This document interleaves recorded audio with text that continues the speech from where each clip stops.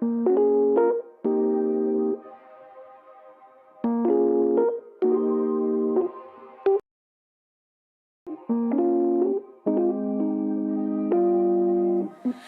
can do what I want when I want to do it. I can do what I need when I need to get through it. When I need someone else, can't be too proud for help, but gotta look after myself. Sometimes it can get lonely, never living in the moment. When the sun is shining, hope that I'm reminded, like how the clouds keep changing. I'm always steady rearranging, going back to the basics of what a good day is. What a good day is. And that's exactly what the day is. But it's exactly what you make it. So please don't go wasting. And I'll do the same, even if it's raining. How could I complain? And my feels got me feeling some type of way. You always free to take a break. Hope you feel what I felt. You gotta look after yourself. Sometimes it can get lonely, never living in the moment. When the sun is shining, hope that I'm reminded, like how the clouds keep changing. I'm always steady rearranging, going back to the basics of what a good day is. What a good day is. What a good day is. What a good day. All right, good morning, gang. We are in the building. Exactly what the day Y'all know what to do. Drop a 1 in the chat if you can hear me. Drop a 1 in the chat if you can see me. We gonna go ahead and get into it. Hopefully everybody's doing well on this Tuesday. Dang, it feels like it should be Friday or something. All right, I see the ones in the chat. We should be good. Let me see how we looking though. Ooh, yeah. Looking all crispy and clean on the screen. Welcome, y'all. Welcome back to another YouTube live stream and another episode of the Music Morning Show. I'm your host, Classy Beats of ClassyBeats.com. Today is going to be interesting. We really have no music related topics today. I don't know. I might have to change the title of the show. Maybe we'll just call it the morning show. Either way, thank y'all for being here. I got to say what's up to the people before we get into it. We got some breaking news about Fani. And then y'all have been asking about this trial that we're going to get to, the Naziah Harris coverage. And it's absolutely tragic. So I'm going to try and make it through that as we get into it. Appreciate y'all being here. Shout out to the people who are in the building. Of course, my awesome, amazing Amy is in here. Shout out to Amy, always showing up and showing love.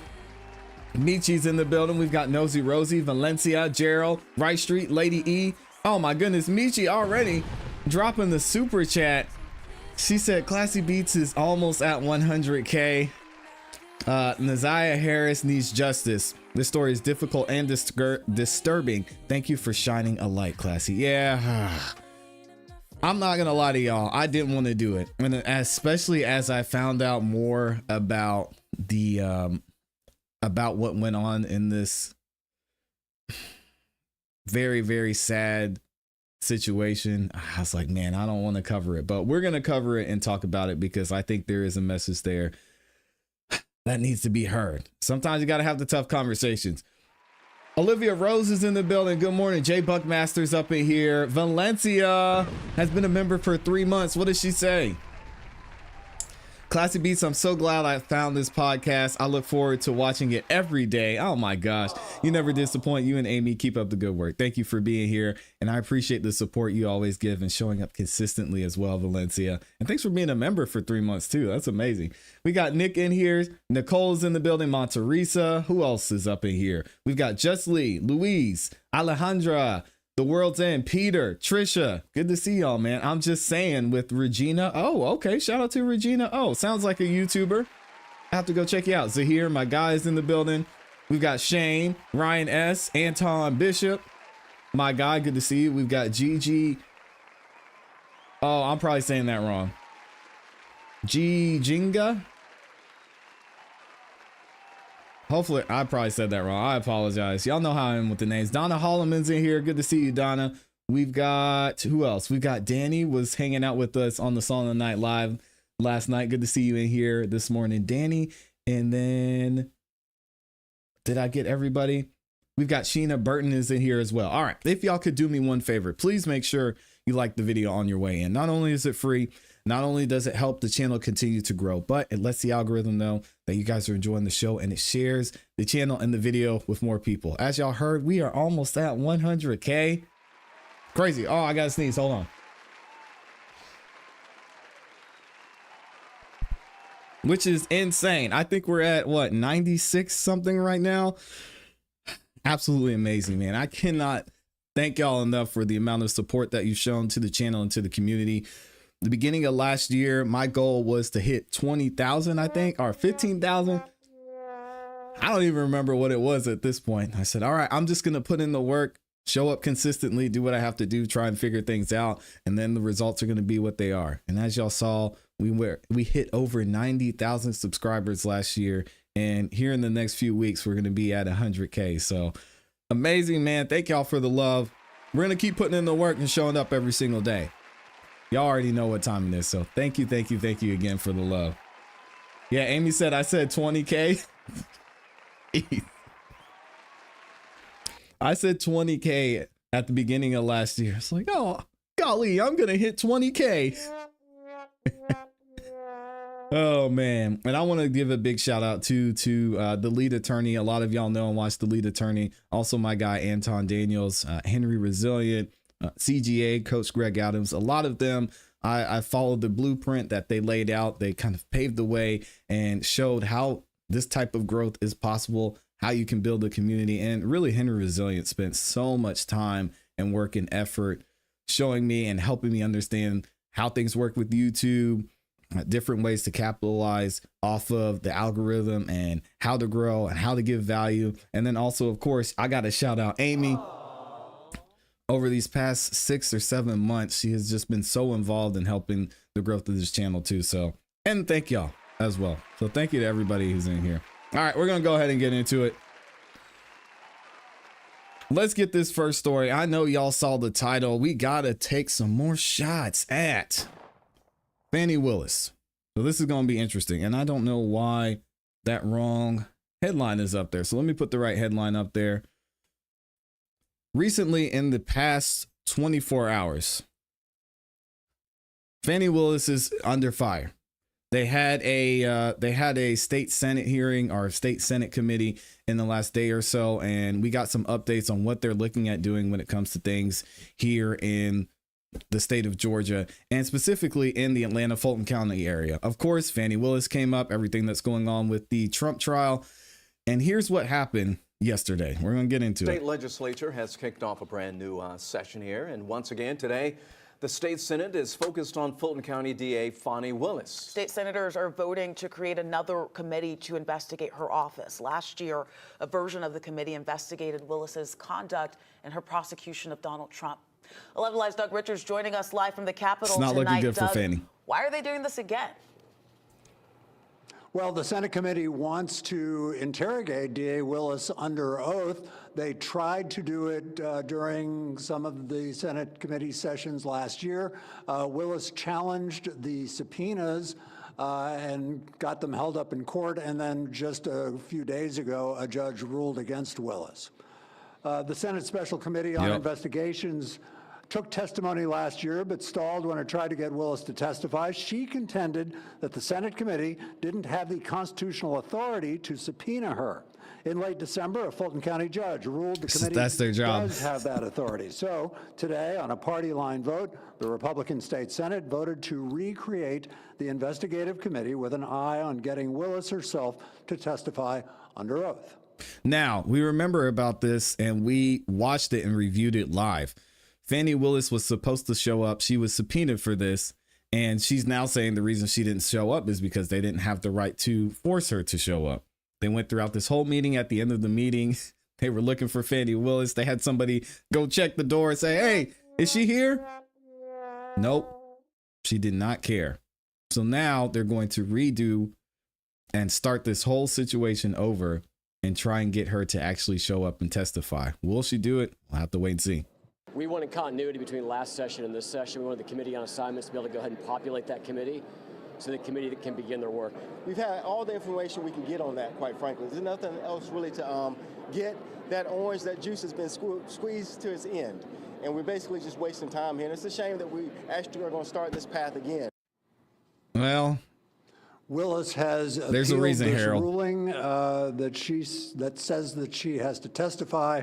The Senate can create its committee based on the resolution that had passed today, but it won't be able to ask Willis any questions until Willis actually appears under oath. And Doug, what happens if she loses this appeal? If she loses this appeal, then it looks like the Republicans on the Senate committee will get what they want and actually question her. All right, Doug, live for us at the Capitol. Thank you so much. And shout out to Doug. We've got some more updates on that. And we're going to get to Fani Willis's appeal in a second. As I mentioned before, she was removed from the Trump case. Y'all know we covered it here. And she had time to where she was going to be able to appeal that decision. It was a 2-1 decision. The judges said, there's too much going on in this situation, Fani. You shouldn't have been allowed to be in this. You're out of line. Now you're being removed. It's going to go on to another it's going to be moved to someone else who can decide if they're going to try this case on Donald Trump or not. Now, Fani Willis is fighting against that, and she's basically saying that she wants to be put back on. All right, check this out. Well, this is part of the busy opening day for members of the state House and state Senate. And one major headline, the state Senate voting to create another committee to investigate Fulton County District Attorney Fani Willis. Doug Richards with 11 Alive's political team has more on this move tonight from under the Gold Dome.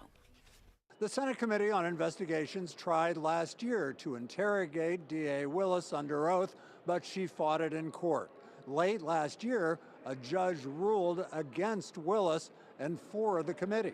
The Senate Special Committee took testimony last year, but stalled when it tried to get Willis to testify. She contended the Senate committee didn't have the constitutional authority to subpoena her. In late December, a Fulton County judge ruled the committee does have that authority. So today, on a party line vote, the Republican State Senate voted to recreate the investigative committee with an eye. All right, so this we already know, right? So now we're going to get into her appeal about the Trump trial. So Fani Willis, she's still fighting this, and she's asking again for the Supreme Court to take back their decision and say that she's allowed to see this thing through.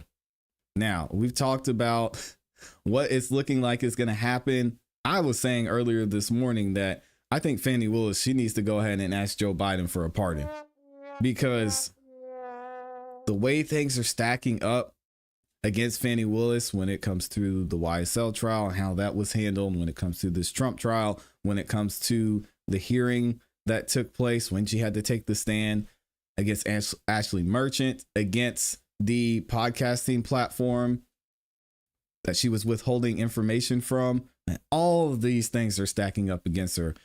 And if something were to go down in this case, I think she's going to be the one that takes the fall for it. So we'll have to wait and see. But I wanted to get into Phil Holloway's live stream that he did last night, basically talking about everything is laid out in this appeal. Again, please make sure y'all go subscribe and check out Phil Holloway on his YouTube channel, Inside the Law. Again, he does an excellent job of breaking down things and making it really simple and easy to understand from someone who has many, many years of legal experience. It makes it easier for us to be able to comprehend and see what's going on with these legal documents. So in this situation, he's going to talk more about what Fani's looking for in this appeal and break it down for us to make it simple and easy. And I'll also leave a link to his full live stream in the description for you. All right, so here we go. That's the pretty long thread. As we pointed out, the Georgia Supreme Court does not have to take the appeal. She's asking to hear it on a discretionary basis. We've talked about the questions presented. As I point out, she says the Court of Appeals got it wrong by making new precedent. And as I've said just a few moments ago, that is in fact their job. And as I note here, I think, in my opinion, and Mike apparently agrees with me, that the Court of Appeals got it right. She says the state thus submits that the majority below, that is the majority of the Court of Appeals, erred in reversing the trial court's order declining to disqualify the DA. A constitutional officer based solely upon appearances as well as rejecting the trial court's remedy without identifying an abuse of discretion. Note, they are getting a lot of this argument from the single judge dissent in the Court of Appeals. I point out her argument in her brief. She says no Georgia court has ever identified or applied the standard unique to prosecutors. Again, while this may be true, it does not mean the appeals court was wrong. There is a first time for everything. She complains that the Court of Appeals created legal precedent. Again, I think that's just ridiculous, most ridiculous thing I've ever heard, perhaps. Complaining that that's what they're there for. Appeals court creates legal precedent when that's literally their job. Literally their job. She does note that the case precedent says, quote, disqualification as an extraordinary remedy is an extraordinary remedy that should be granted sparingly. Well, that's what they did. The Court of Appeals agreed and said that this is, in fact, the rare case where disqualification is necessary. Yeah, again, and she keeps on. And also the thing about this entire case was Fani Willis and Nathan Wade were not hiding the fact that they were in a relationship. Their issue, or the thing they were arguing, is, well, when did it happen? When did the relationship take place? They're saying it was after she had hired him on, and that was shown to be false. We know she lied. We've got testimony after instance showing that Fani Willis lied multiple times throughout this entire trial. Complaining about the Court of Appeals creating new case laws. It's just the same kind of complaint, and it's over and over again, restated in different ways, stretched out to 20 pages. It's the best way I can describe it. Yeah, it sounds about right. There's argument here that an appearance of impropriety alone does not suffice for disqualification. Well, this is the problem. Judge McAfee ruled that she had to get rid of Nathan Wade. And if she did that, that's all cool. We can move forward. But the problem is, even if there was no finding by Judge McAfee that there was an actual, there was any actual misconduct or conflict of interest or impropriety, it was only the appearance of one. Removing Nathan Wade doesn't fix it. All of the things that have happened up to that point, correct, including presenting the case to the grand jury and all that, nothing about removing simply Wade would restore the public's faith and trust in the validity of this process. Okay. So that, not to mention, that's what the Court of Appeals, not to mention that we don't get our money back. The cruises, the dinners, the dates. Fani Willis went above and beyond to make sure that her special prosecutor boyfriend was taken care of. And that money's just gone. Nearly $1 million is just gone. I mean, that should be a crime in and of itself. Is all about. Interestingly enough, she references case law disapproving when, quote, case law disapproves when prosecutors are paid by a contingency fee, had acquired a financial stake in the outcome of the case. Well, as Mike and I discussed, that's kind of what's going on here, right? She, the way the idea works is that she has a financial interest, at least in my opinion, in the mere existence of the case. And the longer the case goes on, the more complex and complicated it is, more money, the more of a financial interest she has or had by virtue of her relationship. The more romantic getaways she could have and things of the sort. She's complaining that. And let's be clear. I mean, we all know that well, some of us don't know. This was seemingly a witch hunt. And with Fani Willis meeting with Kamala Harris and the mayor of Atlanta before any of this went down, it's very apparent what was behind this, or why this was brought up in the first place, and the timing of it being brought up, which was totally bogus to begin with. Again, I don't think this is going to move forward and anyone's going to take this case. We'll have to wait and see. But this was all about the resume and about her power moving forward. The trial court did not make a finding of an actual conflict of interest, rather that it found an appearance of impropriety. And let's not forget this odor of mendacity. Yeah. Oh, my goodness. This, thank you, Mama Ro. I want to point out a couple of these super chats here. Those get starred. It's hard for me to watch the live chat and to snag and notice things that are said. These get flagged. Thank you very much, Mama Ro, for the super chat. Thank you for the comment. Thank you, Lou Williams, for becoming a new member of the channel. These are the kind of things. Yeah, and shout out to Phil. Y'all make sure you go over there and support him. So basically with the appeal, it's pretty straightforward. Fani Willis is saying, okay, I messed up. Fine. All right, there were issues. I paid my boyfriend nearly $1 million. We'll say nearly $800,000 to be a special prosecutor on a case that he really didn't have any knowledge of how to prosecute. And he hadn't had any experience doing this before. Yeah, fine, I did all those things. But that alone is not enough to remove me from this trial. I get that you're saying there are extenuating circumstances and the law gives you guys the option to do this, but I don't think it's enough. I think you guys should let me stay on this case. What do y'all think is going to happen moving forward? Will the Georgia Supreme Court accept this appeal? I personally highly doubt it, but I want to see what y'all's perspective is in the comments. Appreciate everyone who's in here. We've got almost 1,000 people in the building. And thank you to everyone who liked as well. That is the #1 way you can support this channel. So thank y'all again.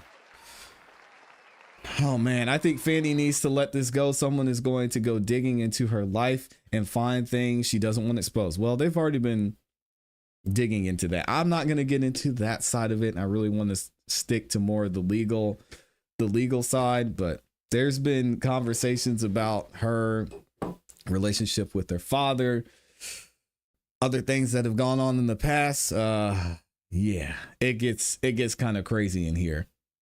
Shout out to God Help Us New in the chat, says sending love from Detroit, prayers for the little girl whose family failed to protect her. Dang. I hope she gets justice. Yeah, we're going to talk about it here in a second. And as I mentioned to y'all before, this is a very sad story. There's a lot to get to, but as God Help Us said, this is really a lot of the issues that went on during this entire situation, it falls on the family and their just lack of involvement. Obviously, the gentleman who allegedly committed this specific crime is going to be held liable. And as y'all are going to hear once we review the testimony and the story, I mean, this man was doing some wild, nasty stuff. So just be aware before we get into it. This topic, if y'all haven't heard or know about the Naziah Harris trial, it's very sensitive. It involves children and crimes against a child. So just be aware of that before we move forward. If that's something that's going to be sensitive for you, or maybe you just don't want to hear about in general, keep that in mind as we get into it. The trial has not started yet for Naziah Harris. That's going to take place later on this year, but we have had the pre-trial hearing, which we're going to get into. But first, as always, I want to give y'all a little bit of background about what happened, the sad story of Miss Harris, and why this man is in prison in the first place. Here we go. It's been nearly a year since the disappearance of 13-year-old Naziah Harris. Her body has never been found, but 42-year-old Jarvis Butts is accused of sexually assaulting her and killing her. I saw Naziah the day she went missing. Tijuana Butts is the defendant's sister. I kept seeing a little girl get in and out of his truck, going to the gas station and going back to his car. Butts testifying she had stopped by her brother's auto shop on the east side for him to look at her car when she spotted a girl she didn't recognize. Jarvis told her it was his business partner's niece. I just remember her having on a colorful jacket. Butts says she didn't think much of it until later. This is a photo of Harris on her bus the day she disappeared in that 13. jacket. Butts getting emotional as she testified about suspecting her brother. Jarvis Butts was already a convicted sex offender. Records show he had spent nearly 10 years in prison for sexually assaulting a teenager. In this case, prosecutors say Jarvis Butts has several children with Naziah's aunt and was So this man, or this guy, is connected to her aunt, and he's had children with her aunt. They clearly had a relationship. She was helping him or working with him at the shop. We're going to get into more of the details, not too many of the details, especially when it comes to the text messages. If y'all want to see and hear the text messages, you can go find those on your own. I unfortunately listened to some of the trial and heard what was going on in those text messages, and I will say it's hard to listen to. But anyway, he had a relationship with her aunt. He was obviously around her and a lot of other people who were close to her. As you heard from her sister, she even saw that they were maybe more involved and closer than other people may have thought. And this isn't the first time he's done something like this. He spent 10 years in prison.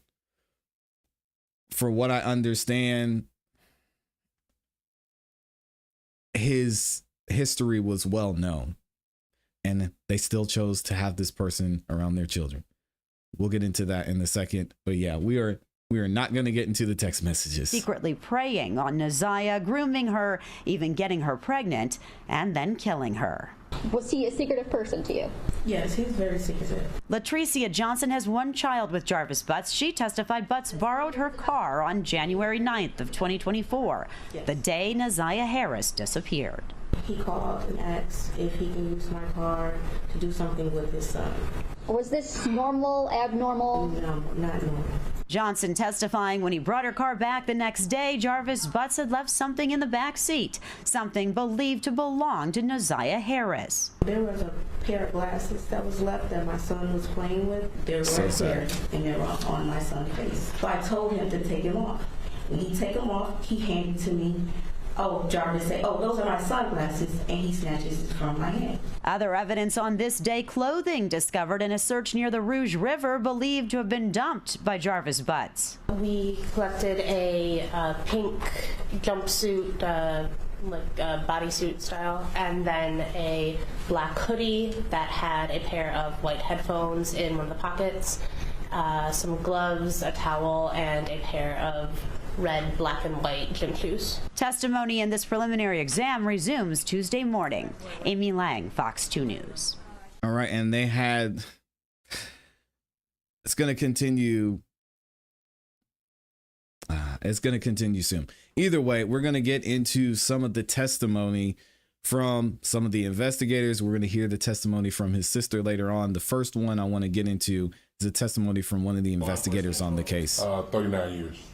Before DPS, who did you work for? I retired from Detroit Police Department.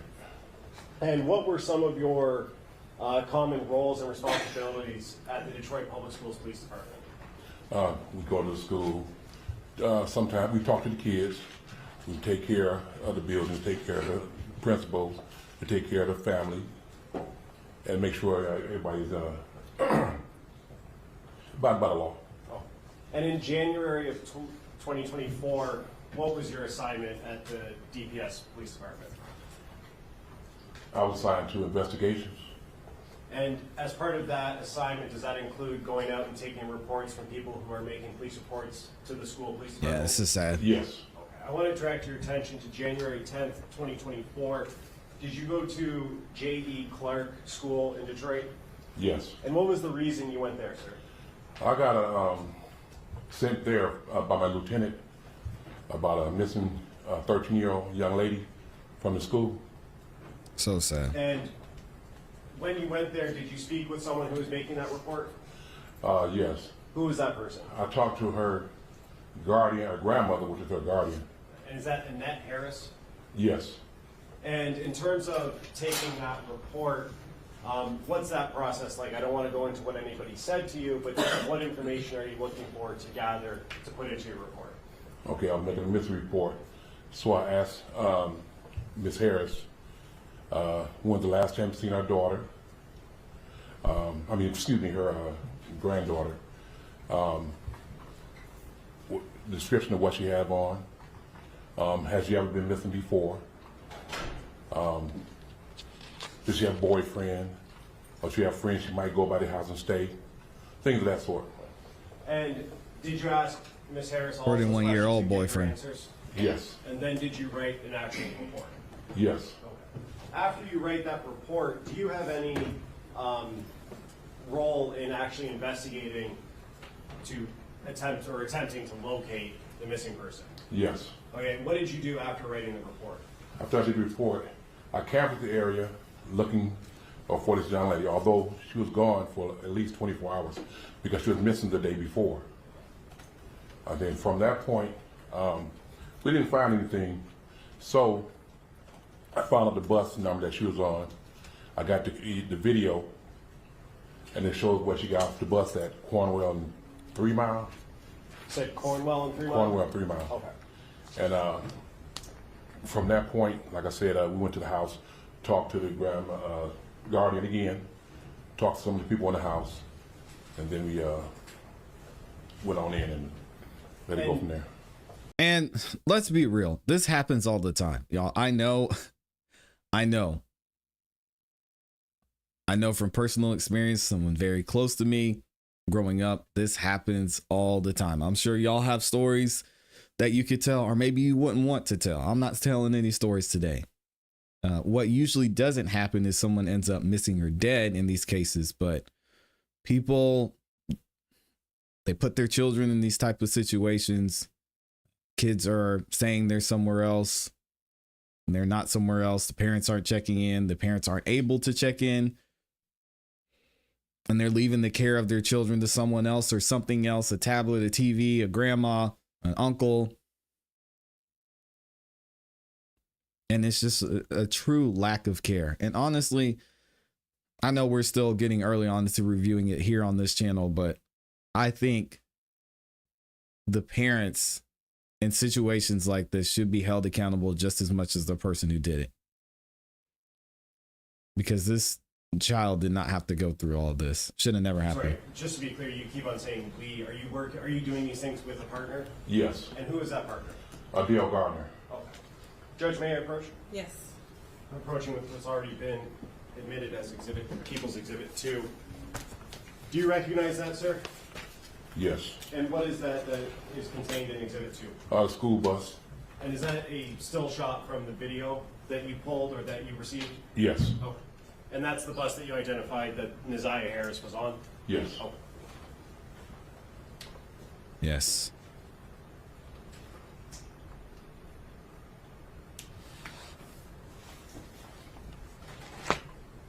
May I have one moment, Judge? Yes.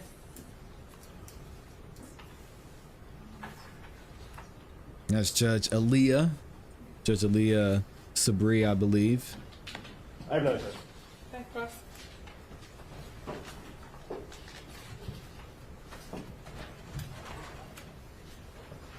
Good afternoon. Thank you. Mr. Wolf, you were dispatched to the J. Clark School because you're an investigator for DPS. I was not dispatched. The lieutenant came to the office and told us to go by the school for the missing. Okay, so you were requested, your presence was requested at the school? Yeah, from my lieutenant. You don't have an office within the school? No. So you're not like the school resource officer, per se? No. Okay. And you said you met with Ms. Annette Harris on the 10th? Yes. And that's of January of 2021? January, yes. That was early in the morning? Around between 11 and 12. So school was in session at that time? Yes. And someone asked a great question in the chat. No, they have not found her yet. They found some of her clothing, which we'll get into shortly, but they have not found her yet. They don't know where she is. They found some of her items in the woods and washed downstream.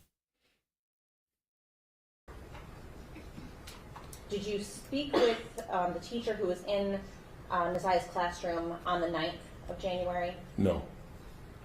Did you speak with any of Naziah's known friends? Like in the investigation, yes. You did. Who did you speak to? I can't recall that. Did you write them in a report? No, not a missing report. Okay, so you spoke with folks, but you didn't record their names?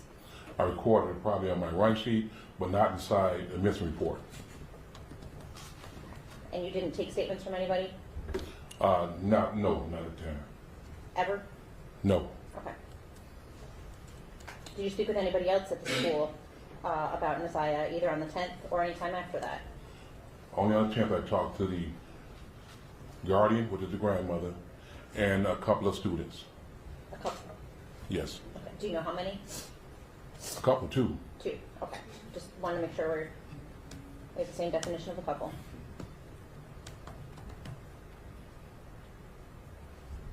Yeah. And you said you canvassed the area? Yes. What area did you canvass? The 3 Mile area.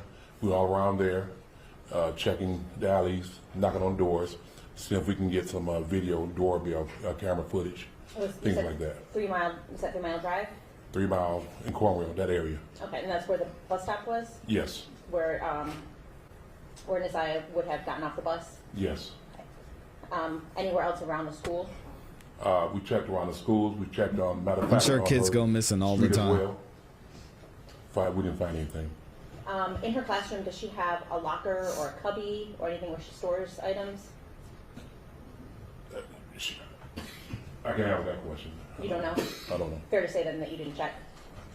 I may have, but I can't recall right now. And this is the defense right now. Is there a report that documents whether you did or not? No. Okay.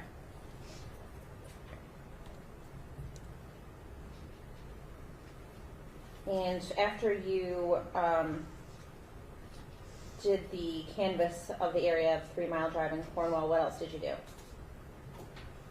I went back to the station, advised the lieutenant of what we came up with. Which was what? Which was, I talked to the parent, the grandparent, talked to a couple of students. We didn't find anything from doing our search of the area. So did you do anything else in regards to investigating? No, I did not, because I was getting ready to retire, so I was done. Okay. I don't have anything further. Yeah, well, what else do you need to ask? I'm gonna try and not be biased in this one, y'all. It's gonna be tough, How though. long, you were first notified about this on the 10th, correct? Yes. And how long did you stay involved in the investigation? That day. Okay, so your activities that Ms. Quick asked you about contained all happened on the 10th of January? Yes. What happened to the investigation after the 10th? If someone else's investigation would have took over, besides me, because once again I was leaving, but I gave all the information that I had along with my run sheet as well. So it was from passed that off point, to another investigator? Yeah, it would be. Yeah. Okay. And then are you aware of what happened after? Yeah, he said he was about to retire. And you said that on the 10th, your lieutenant came in and asked you to go to J.E. Clark? Yes. And who is your lieutenant? At the time it was George Harris. Okay. I know you've heard of it. I just clarification. You said you were leaving. Are you mean leaving DPS or leaving? Yeah, for the day? retiring. Okay. So he was about to retire. He said, "Yep, I took the report. I asked the kids, a couple of kids at the school, did y'all see her? You know what happened to her?" And they're like, "No, we're good." So got moved on to somebody else.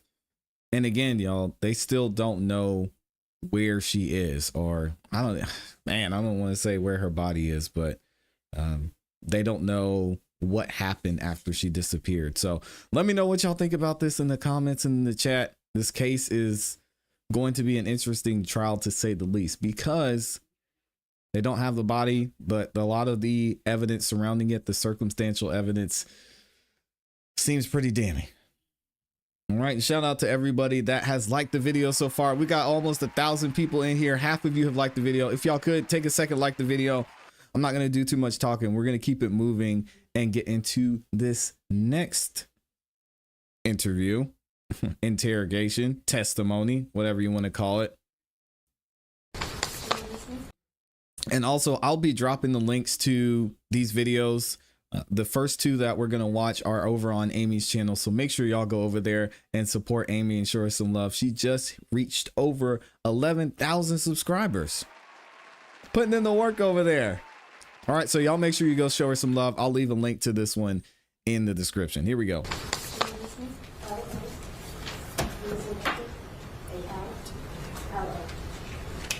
Yeah. Yeah, we'll get into his search history here in a second, You too. swear to tell the truth, the whole truth, and nothing but the truth. Yes, ma'am. Okay. Watch your step, hold up the stairs. Thank you.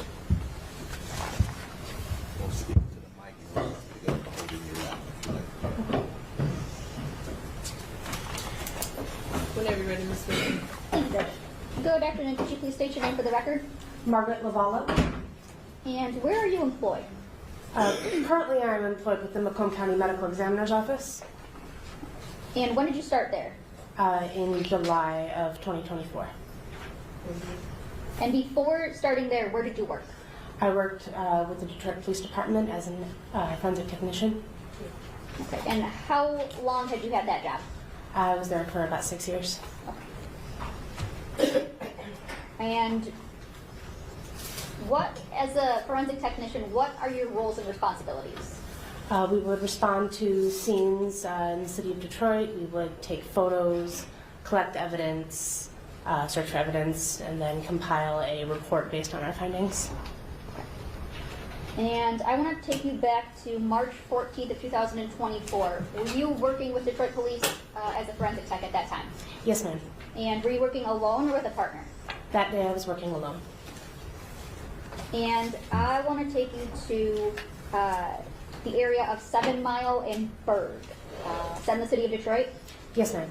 And were you dispatched to that location on March 14th, 2024? Yes, I was. And what is it that you did at that location? At that location, there was a wooded area just south of 7 Mile to the west of Berg, and we searched that wooded area for evidence related to a potential missing person. Okay. And what is it that you did when you searched? I'm sorry, what was that? What is it that you do when you search an area? We will canvass the area in an ordered fashion, myself along with the other officers that are on scene. We are looking for things that are out of the ordinary or might suggest that something had taken place at that location.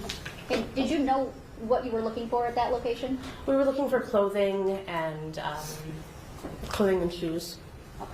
Mm-hmm. And did you take any photos? I did. And did you collect any evidence? I did. Okay. And I want to show you, and may I first look proposed exhibit 14? Yes.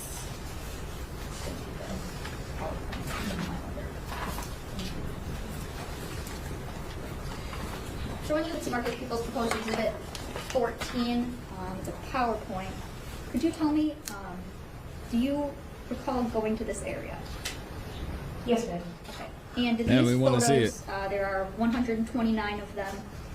Do they fairly and accurately depict the scene of 7 Mile and Berg as you saw it that day, back on March 14th of 2024? Yes, they do. That's your recollection. And Your Honor, I move for the admission of People's proposed exhibit 14. No objection. Okay, they'll be admitted. Thank you.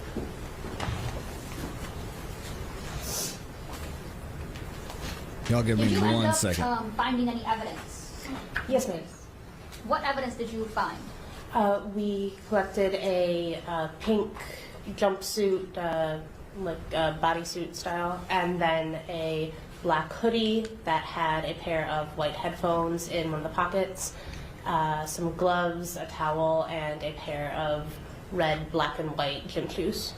Okay. And Your Honor, may I publish? Yes.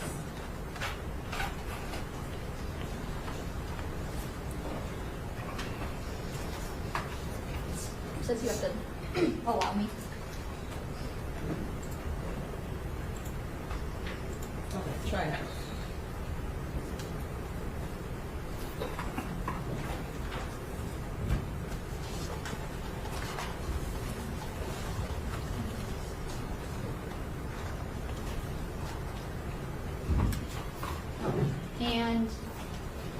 What, so this is in People's Exhibit 14. This is going to be photo 2.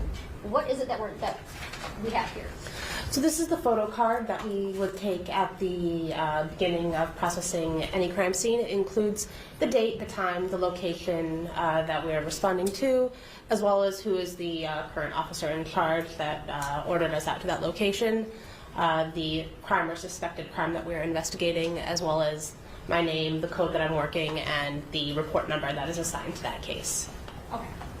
Now I'm going to not go through all 129 photos here. I'm going to show you some that I want to reference. This is for record purposes, photo 30. What do we see here in photo 30? We are looking west down, so that fence on the left of the photograph is the fence for an abandoned building at the south end of a parking lot on the west side of Berg. We are looking west towards the Rouge River into that wooded area. You can see what is that pink jumpsuit in the background of the photograph. Okay. And in 33, what do we see here?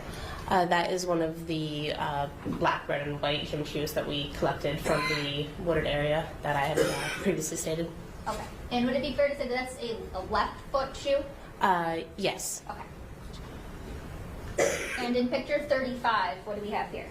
That was a photograph of the inside of the shoe, of the size tag. I wonder if they were and in wet. 37, what do we see here? Again, we are still looking in that wooded area. That is the black jacket that was collected. It is towards the front of the photograph, kind of behind that tree branch. Okay. And in 42, that was a close-up of the black hooded jacket that we recovered. Okay. And would it be fair to say that you opened up the jacket, or is this how you saw it? We did open up the jacket to examine it, yes. Okay. And in 45, what's in 45? So that is looking in one of the pockets of the jacket. And can you see what's inside the pocket at that point, or no? That photograph, I believe there's a paper and might be the pair of headphones. Okay. Yeah, it's crazy that they found their clothes And there. in 47, yes. what are we looking at there? So yes, that is the paper and the pair of headphones that was recovered from that pocket. Okay. And 50? So that is going to be the hood of that hooded jacket. We noted that there are several holes in the jacket of unknown origin. Those holes almost look like somebody, I don't know, like grabbed it and pulled it. I don't know. We're not going to get into it, but it's still crazy. Yeah, and 52, what do we see here? Again, we are looking into the wooded area. You can see that pink jumpsuit that is stuck in the branches of those trees. Oh. And in 63? Again, a closer shot of that pink jumpsuit.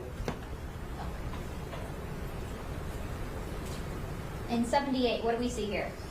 That is the right foot of the red, black, and white shoe that was recovered that was located in the trees near that jumpsuit. Okay, and is that fair to say the right foot? Yes. Okay. Dang. And 79, what do we have here? That is a photo of the inside tag of that shoe to show its size. And in 88?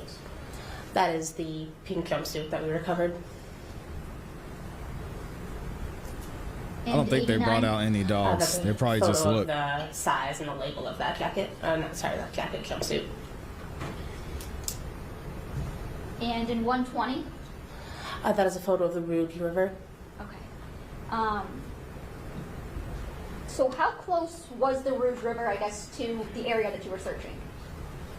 So there was a large parking lot just off of the west side of Berg, and then there was an embankment leading down to the river. I would say less than 500 feet. What condition was Wow. the evidence that we just saw in the photos? What was the condition of it? It was wet, it was dirty, It was currently raining when we were out at that scene, so. No body yet.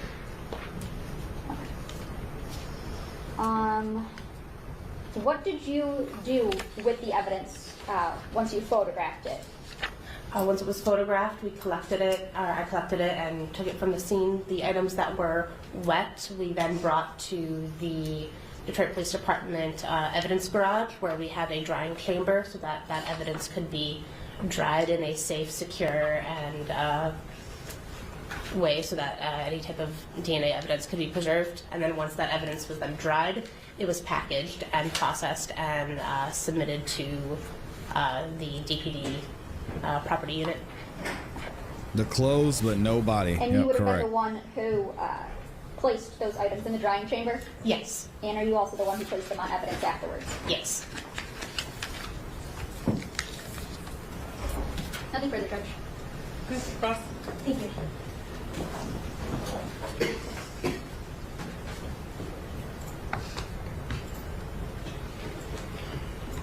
Good afternoon. This got to be so tough. I believe you said that it was raining on the day that you were dispatched out to this location at the site? That is correct. Had it been raining most of the morning? To the best of my recollection. When you were dispatched out by somebody at DPD? That is correct. When you arrived at the site, were there already people on the scene? Yes, ma'am.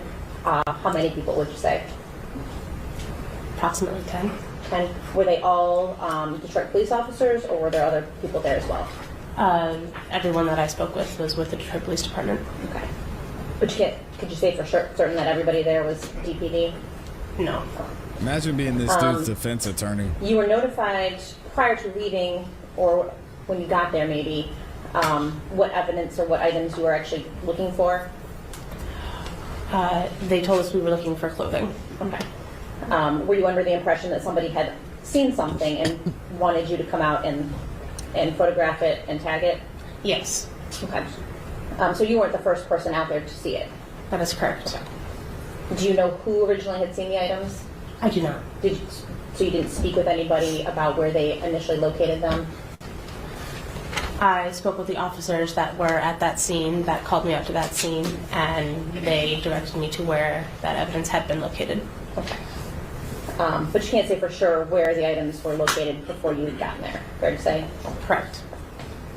Did you see anybody else handle those items? No.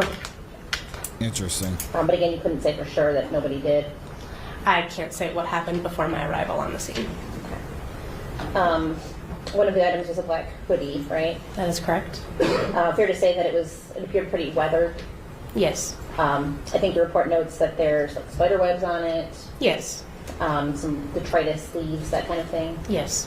What's the point? There was also a pink bodysuit. That is correct. Now that was not on the ground, correct? No. That was in some branches a distance away? That is correct. About how far away were those two items from one another? Not that far, but I couldn't give an estimate right now of distance. Okay, yeah, I don't want you to guess.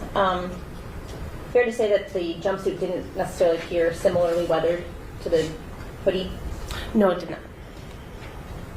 not. It did have some like dirt or stains on it. It did, yes. But it wasn't quite as weathered, I guess. Same word I could use. I would say so, yes. Okay. You have DNA so on you it? collected the items. Mm-hmm. When you did so, did you wear disposable gloves? I did. Did you wear a new pair of gloves for each item that you collected? I did. Okay. And each item went into a separate bag? That is correct. It's got its own tag? Yes. And then you yourself drove them to this evidence garage? Yes. Now, this evidence garage, where is it at? It's located at 11631 Mount Elliott in the city of Detroit. And you yourself checked them in at the garage? Yes. What is the process for that? So it is placed in our evidence tracker system, and there is a label in there to say that it is at the garage for drying. So it was noted that that was where it was going to be. The drying chamber is in a locked room, and then the chamber itself is also locked. So the key was acquired from my sergeant, my supervisor, to get into that room. The items were then hung up in a way that they were not touching each other. They did not come into contact with each other during the drying process. Then this chamber was locked back up, the door to the room was locked, and the key was returned to my supervisor. Then after 24 hours, then I returned to then collect that evidence, where it was all packaged individually in their own bag, and then that was then taped, secured, and turned over to property.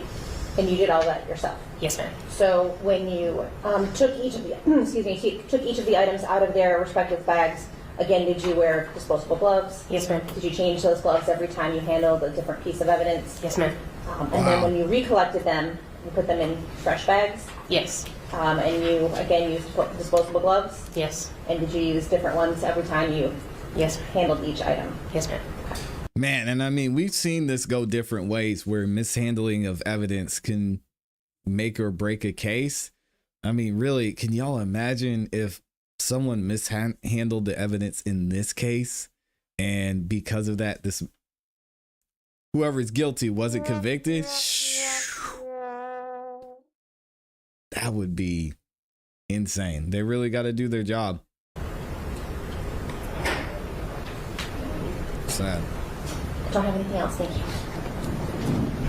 Just briefly,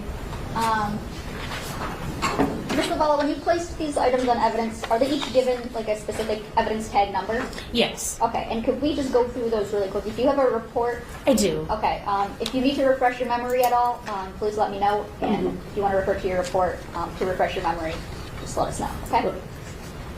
So for the red, black, and white Nike gym shoes, those were placed in evidence? Yes. And do you recall what tag number they were? Can I refresh? If that would refresh your memory, yes. So those were item 84. Okay, and that black hoodie that was also placed in evidence? I'm sorry, I don't know if I check again to refresh. Yes. So the black hoodie was item 85. And what about that pink bodysuit? That was going to be item 86. Okay. And the headphones and paper, did you package those separately or together? Can I refresh my report? Look at my report. If that would refresh your memory. So the headphones and paper were packaged together because they came from the same pocket under item 88. 88? Okay. And there were a couple other items that you also placed in evidence? That is correct. Okay. What were the other items? There was a pair of gloves that was recovered from the wooded area as well, and a brown, blue, gray towel. It was a dirty towel, a dirty wet towel from near the parking lot. Okay. And did you place that towel on evidence? Yes. What number did you place that on? May I refresh? Yes. So the towel was 82. Okay. And what about those gloves you were talking about? The gloves were 83. Okay. Yep, Violet, you're right. Was there any other items? There was like a Ziploc bag that was recovered from the other jacket pocket that was placed under item 89. Okay. And anything else? Not to my recollection. Okay. Was there any kind of rubber bracelet? Oh, sorry. Yes, there was a rubber bracelet that was recovered from that wooded area as well. Okay. And was that on evidence also? Yes, ma'am. Okay. And what was that placed on? May I refresh? If it would refresh your memory, yes. Thank you. That was item number 87.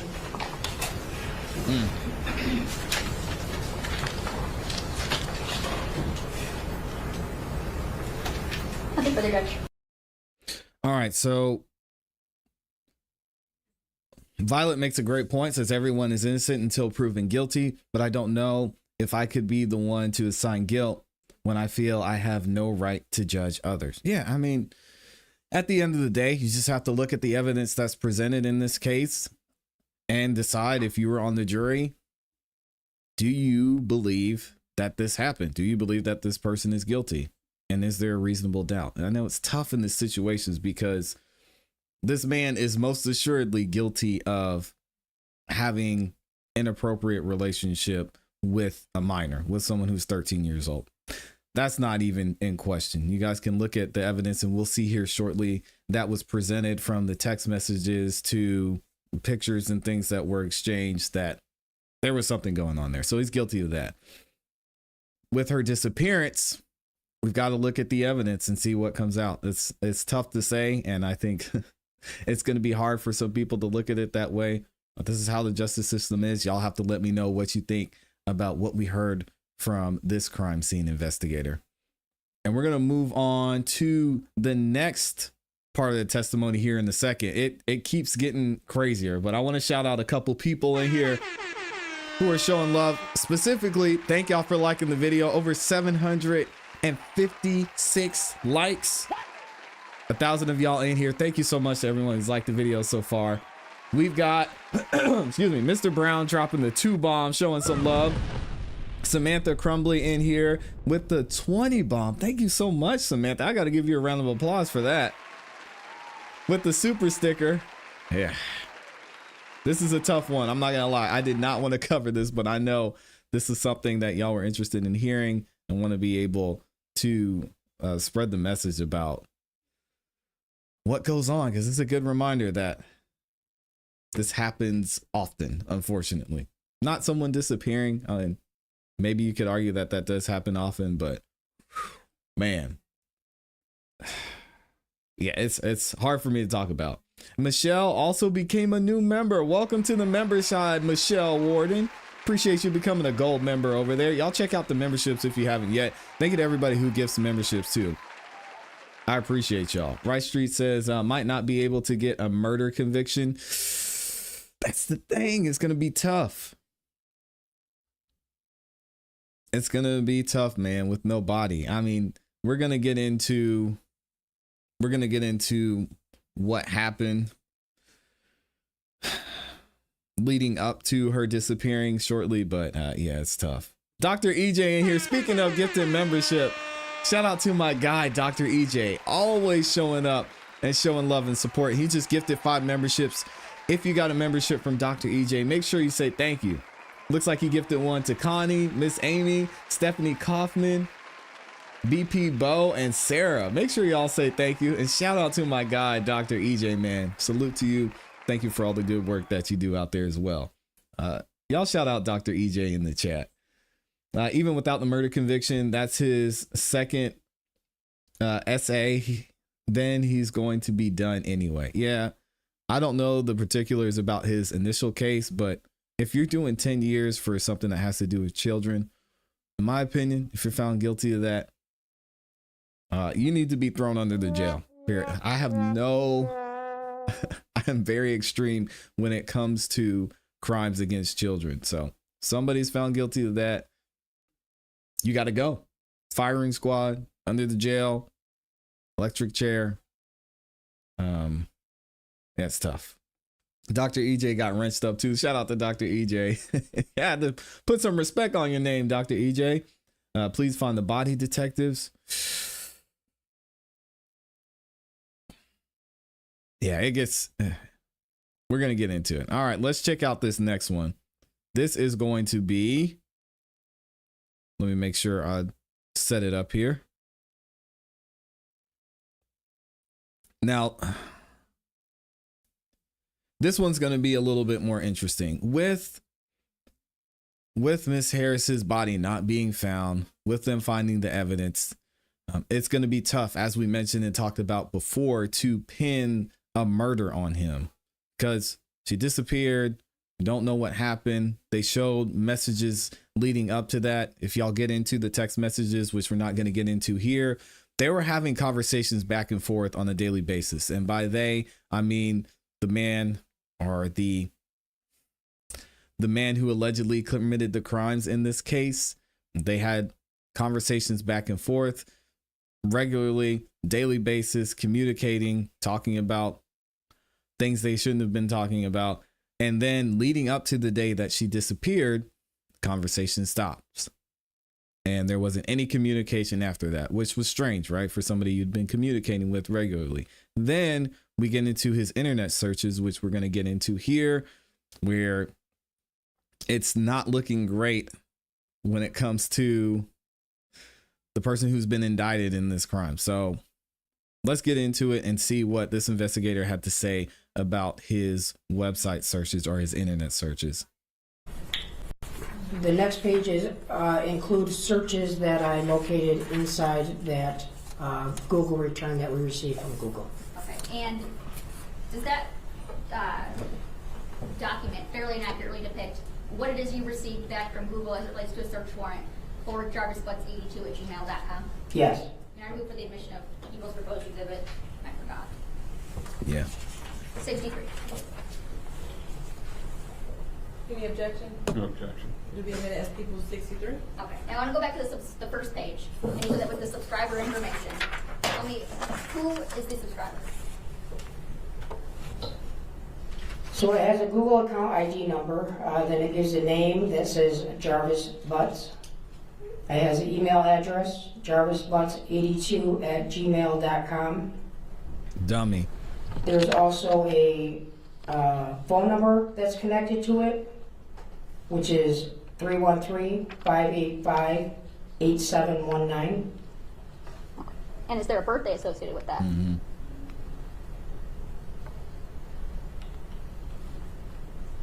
Yes, November 21st, 1982. And It's 41 moving years, on to the searches, years what dates old. do those searches encompass? These searches are December 9th,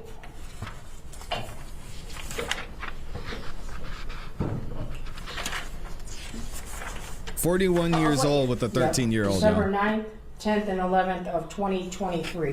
Okay, and it's fair to say that those are the entirety of all of the searches from those days? It is not all of them, no. Those are just select ones from the Google return? Yes. All right. Starting with December 9th, tell me which ones that we have in that exhibit. So the first, you want me to read the ones that are just highlighted, or you want me to start at the top of here?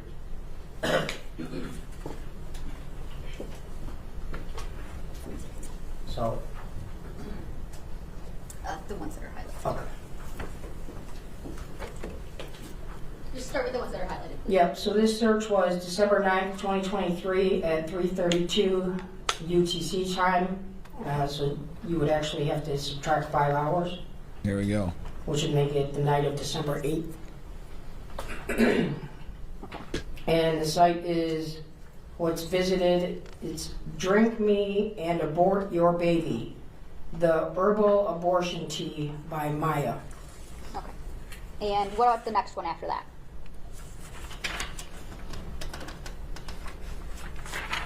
So again, just to give y'all a little bit of background too, there were text messages exchanged between Jarvis and Miss Harris. And in the text messages, it's made apparent that she's either pregnant or she might have a pregnancy scare. And she's going back and forth talking about a baby. And then at one point, she even mentions that she's having difficulty participating in PE because of what's going on with her body and the changes in the baby. Again, this 41-year-old, the 13-year-old. So then they're trying to figure out what they're going to do with the baby. He's like, take a plan B or something like that. She says, yeah, I'm going to figure out everything with the plan B. And then allegedly that's where these searches come from. There is a site that's visited on December, it says here December 10th, 2023 at 9:32 p.m. UTC, so -5. And the site visited is plannedparenthood.org/learn/abortion/the abortion pill. And the the next search is immediately after that, so December 10th at 9:32 p.m. UTC. The abortion pill. Get the facts about medication abortion. There is a search that was conducted before that on December 10th, 2023 at 9:31 p.m. UTC. And that site is plannedparenthood.org /blog /can I use herbs to have an abortion at home? The next one is December 10th, 2023 at 9:31 p.m. UTC. Can I use herbs to have an abortion at home? Planned Parenthood. And the next one? The next one is December 10th, 2023 at 9:36 p.m. UTC. So again, minus 5 hours. And that site is, it's ansirh.org, research, over-counter medication abortion. Search December 10th, 2023 at 9:36 p.m. Over-the-counter medication abortion, and that's from that same place before, ANSIRH. December 10th, 2023 at 9:32. Planned Parenthood, abortion, the abortion pill. How do I have an abortion using only misoprostol, misoprostol.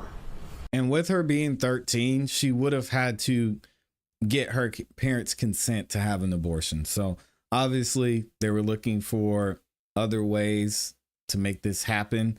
This happened. These searches took place in December. She disappeared in January 9th, I believe, 2024. So last year. The next search, December 10th, 2023 at 9:32. Planned Parenthood, learn abortion, the abortion pill. So it's like the same, back and forth to the same site.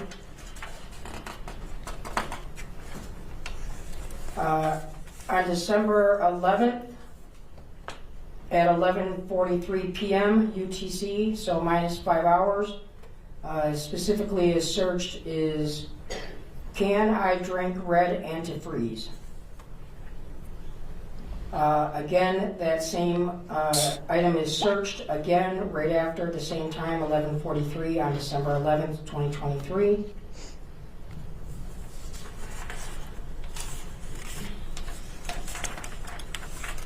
How's the sound, y'all? Does the sound good? I believe that's it. Okay.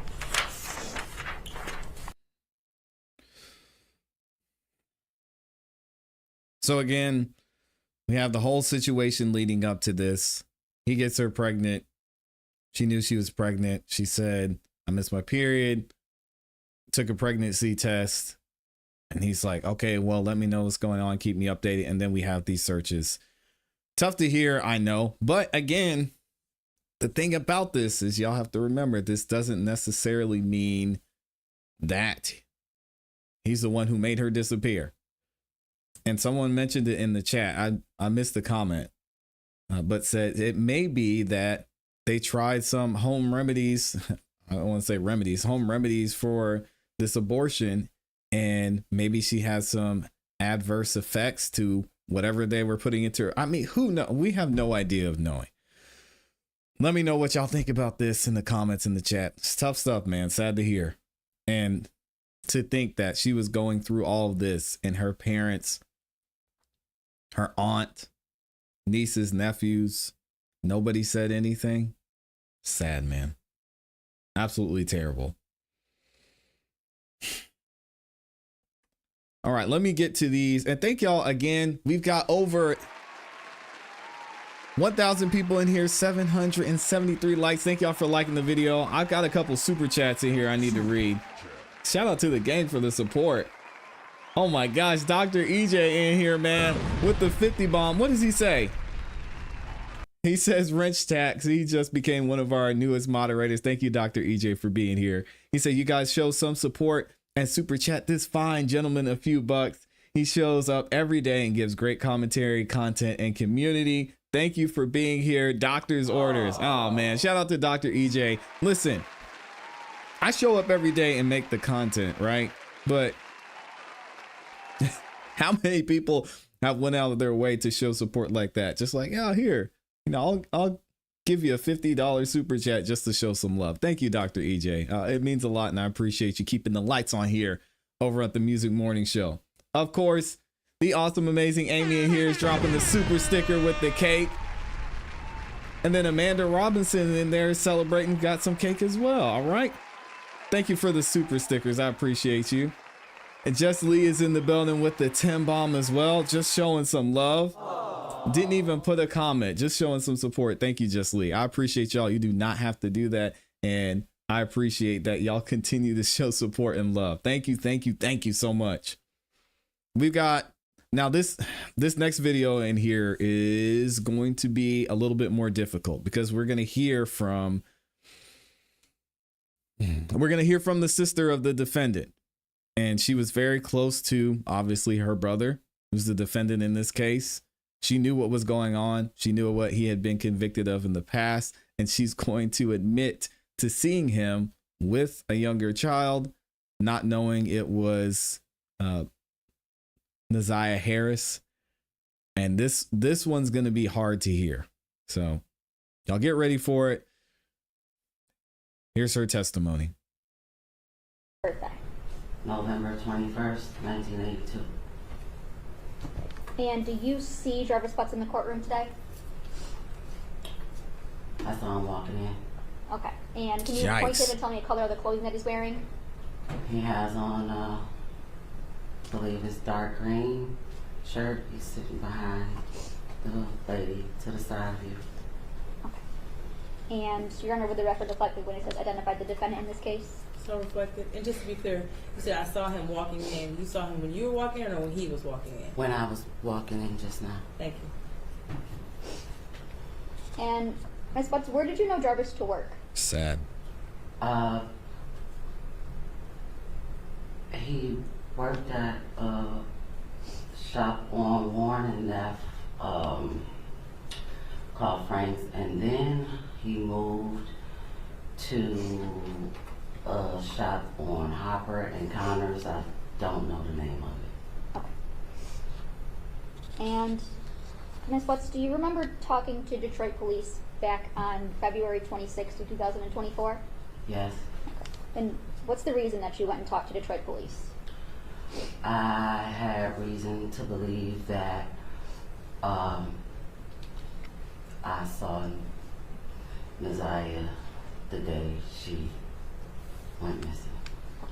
And this isn't the first time she saw something either. Like, I'm gonna try and get through this, y'all.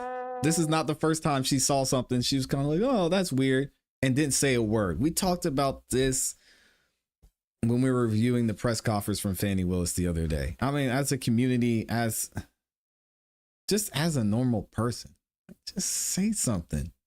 And if things aren't adding up, do what you got to do. This was a child who was left unprotected because of what? You're afraid of hurting somebody's feelings? And this happens all the time, especially in certain communities, whether it's this or whether it's drugs or whether it's gang activity. Just people just, hey, it is what it is. Tell me about that. Disgusting. What makes you believe that you saw Naziah on the day she went missing?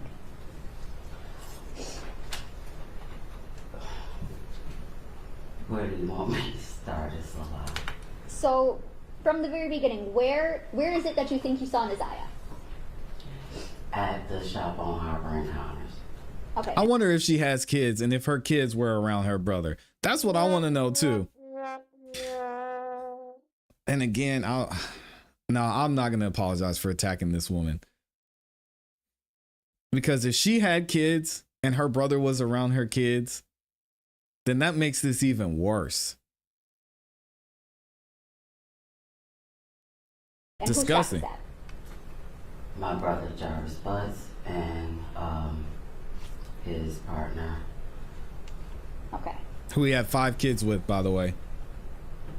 What's the reason you were at your brother's shop that day?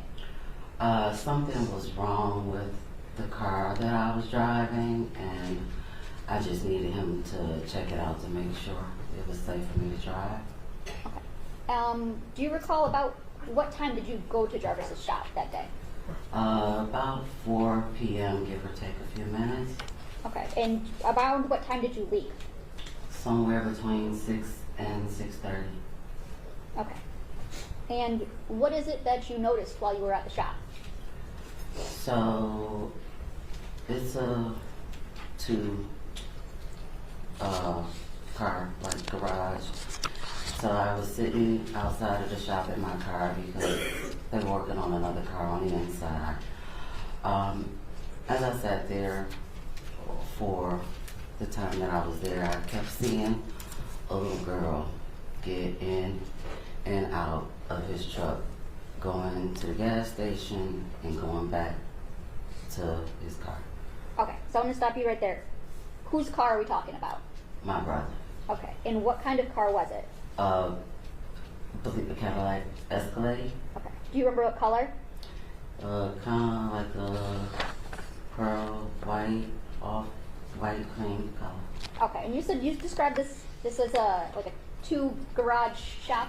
Yes. Okay. And I want to approach with people's Exhibit 7. Okay. How can you not protect this child? Do you recognize what is it we're looking at in People's Exhibit 7? Yes. Okay, what is that? That is the shop. Okay. Right in the middle. And where at were you parked when you saw someone getting in and out of Jarvis's truck? In front of the car doors of the garage right here. I was parked facing, I don't know what direction it is, but going towards Gratiot. I was like in front, but outside. Okay, so you were kind of parked parallel with the road? Yes. Okay. Can you draw a T where your truck was? My car? Yeah, your car was. Can I? Yes. And then put an arrow the way you were facing. And where is it where that Jarvis's truck was? Just put a J where Jarvis's truck was. And what way was his truck facing? It was facing my direction, so the front was Towards you. Okay, so put an arrow for that direction. Yeah, don't type that in the chat.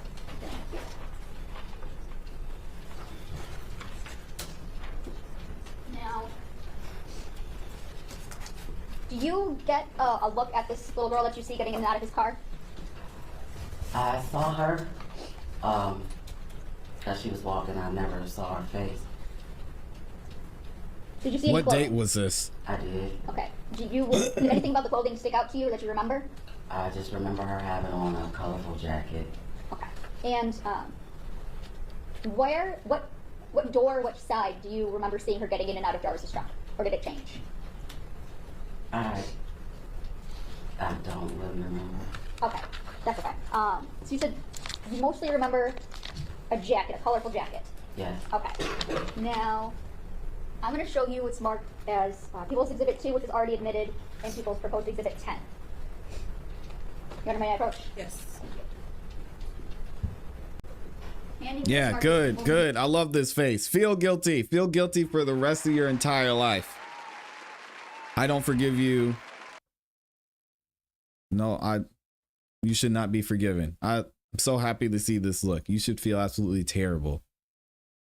You saw a young child get into someone who served 10 years as an offender's car, and you didn't say anything. How is this even possible in the first place? Exhibits 2 and 10. Okay. Throw her under the jail too. Do you recognize anything in those photos? Yeah. Yes? Yes. What is it that you recognize? Like, why would she? Right here, this jacket. And for the record, you're pointing up in channel 1, and you recognize this like pink colorful jacket? Yes. Okay. And that's in People's Exhibit 10? Your Honor, I move for the admission People's Proposed Exhibit 10 as Exhibit 10. Is that a fair and accurate depiction of the jacket that you saw that day? Yes. Your Honor, I move for the proposed People's Exhibit 10. Any objection? That wasn't the first time, D-Lo, though. Exhibit 10. Okay. And in People's 2, is that also, where is the what you recognize People's Exhibit 2?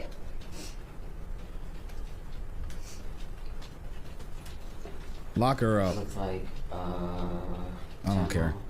2 here, maybe? Okay. Facing the back? Yeah. Okay. And you recognize the jacket in this photo too, right? Yes. It's a little blurry, but it looks the same. Okay. And what about in channel 1 of Exhibit 2? It would be this one right here. Okay, and it's fair to say that's the back of a jacket? It seems to be the back of a jacket? Okay, thank you. And you said that you saw this little girl with this jacket on getting in and out going into the gas station? Yes. Okay. Did you know who this little girl was at the time? No. Okay. Is there a time that you ever get out of your car? Yes. And what do you do? I needed to use the restroom, so I asked his partner if I could use the restroom. He told me to go and tell him in the gas station. And as I was walking towards the gas station, this is January 9th. She was walking in front of me, going into the gas station. Okay. So about how far in front of you was she?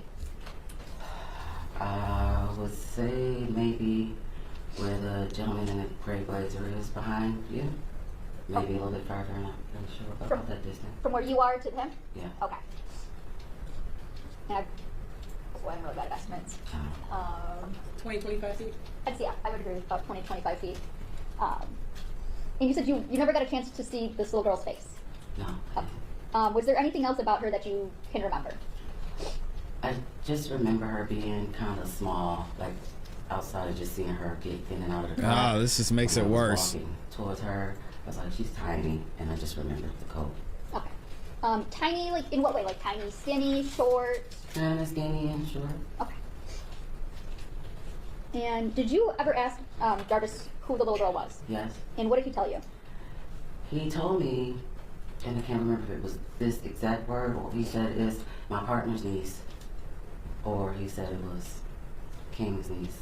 Okay, but you knew who he was referring to? Yes. Okay. Yeah, and I'm glad this was brought up. And I see y'all talking about it in the comments. I don't care if he says, oh, this is Donald Trump's niece. I'm just escorting her. Given his history, given what he had been served over 10 years for before, as someone who knows this man should have never been alone with a child. Period. And say, I'm just walking her over to the gas station. Nope. Oh, she just wanted me to show her where the bathroom. No. Not in the same room. Not in the same car. Not in the same building. Not in the same state. I mean, she knew. She knew his history. She knew something wasn't right. And she didn't say anything. And this was not the first time. A lot of y'all mentioned it in the comments too. Who's to say something hasn't happened to the other kids?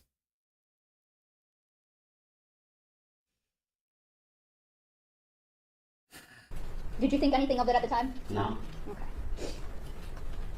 And what is it that made you think something crazy? Was there a time that you made you thought something different? They knew. Yes. Okay, and what is it that made you think something different? I received a phone call, a video call from one of his kids' mom, and she told me about some things that happened on Valentine's Day, and then she sent me a video of a podcast about my brother. Okay, and what did you do? I don't want to know what happened on Valentine's Day. I'm good on that. I called Shannon and I asked her for Sergeant Jones' phone number. Okay, and who's the Shannon that you called? His kid's mom. Shannon Harris? Yes. Okay. Do you do anything before you go and talk to Sergeant Jones? Yes. Okay, what is it that you do? Okay, so after having a conversation with Shannon Harris and his other kid's mom, she does. I was informed that his partner King, I guess something happened where Objection, this is hearsay. It's not a statement yet, Judge. being informed. I'm not sure what she's even about to say. Yeah, relax. To the extent that it's informed of someone else's statement. You might have to object in a couple moments. You need to speak up. If you can stand up Please. and make your objection. Yes, just objecting to the fact that she was informed of something. It appears this might be hearsay, but we'll see. Yeah. Could you finish what you were saying? I don't know where you're going with this. I'm trying to remember where I left. Okay, so after talking to Shannon Harris and his other kid's mom, I was informed of some things that had taken place, I think Valentine's Day, so they told me that his partner King. Okay, so at this point, this is hearsay. They told me, and the lack of personal knowledge, the things that she was informed of. Can I finish? 1 second. What is it? So Miss Harris knew about some things that happened on Valentine's Day. Yikes. Again, this happens. People know, and they just shrug it off. But they don't want to hurt somebody's feelings. Just don't say anything. It's fine. He's just friendly.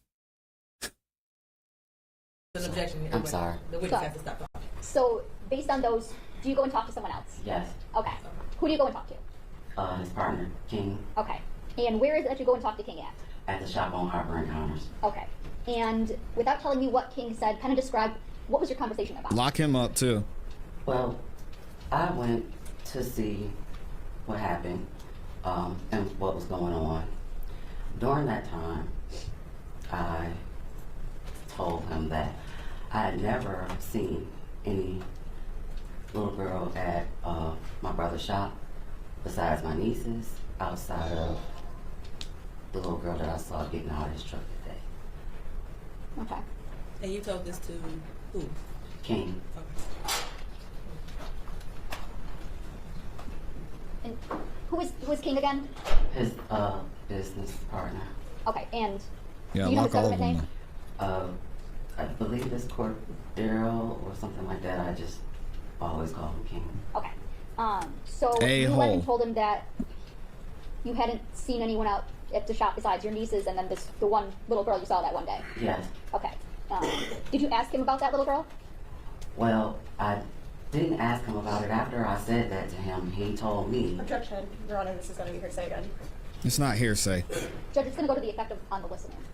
There could be an exception. I don't know what she's saying. So you might as well just stay standing up. Okay. Go ahead, say what you're going to say. It's not After hearsay. I mentioned to him that I had only saw my nieces and one particular little girl, he then told me that that was Naziah that I saw that day and I was there. So I would object then, given now that she has testified to that it is hearsay and that it's being introduced for the truth. And Judge, I would say that it's actually a statement of identification.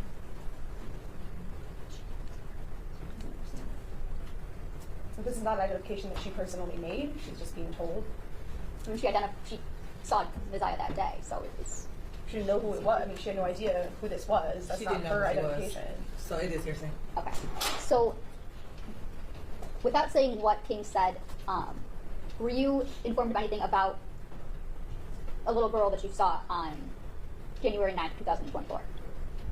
Yes. Okay. And to your knowledge, Jarvis had told you that that was King's niece? Yes. Okay. And He lied. when you talked to King, did you have reason to not believe what Jarvis told you? Yes. Okay. Do you know your nieces from Jarvis? I'm sorry. That is a poorly worded question. I am sorry. If that was your niece, would you have recognized her that day? Yes. Okay.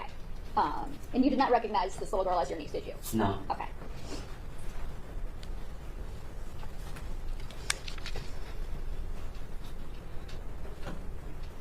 What is it that you did after speaking with King that day? I called Shannon Harris and I asked her for Sergeant Jones' phone number. Okay. And did you eventually talk to Sergeant Jones? Yes. Okay. She finally did something. She was sick of it. So she finally decided to call. Don't act like, oh, I was so surprised. It's the first time I saw anything. Please. Sorry about that. What That's not day how it was works. That you went to the shop and saw the little girl?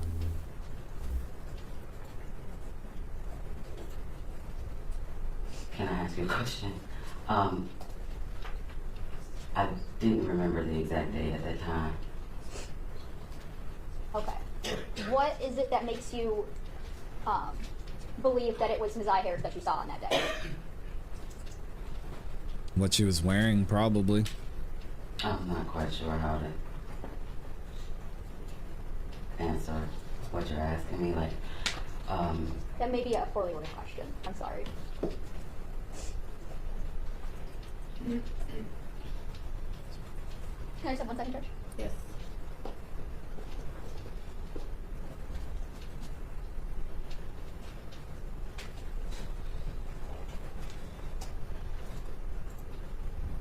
Ms. Butts, did you come to learn of the day that you had gone to Jarvis's shop by going through the locations on your phone? yes, Okay. And that's the day that you don't remember off the top of your head right now, but it is revealed in your phone locations? yes. Okay. Mm-hmm. Let's see here.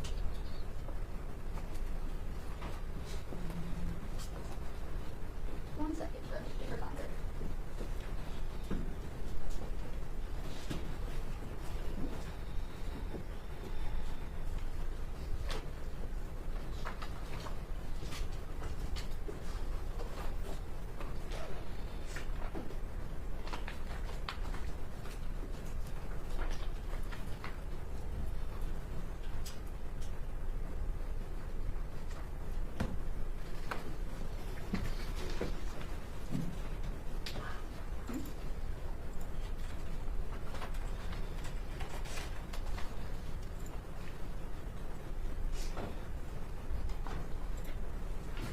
Should have said something sooner.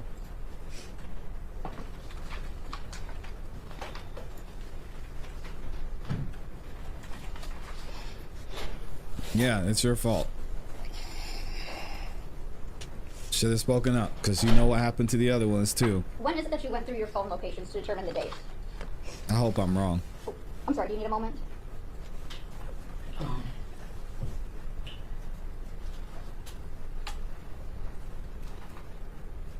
I believe it's February, I think like 24th or the 26th. I can't remember the exact date.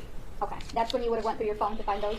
Yes. Okay, and did you also go through that in your interview with Sergeant Jones? Yes. Okay.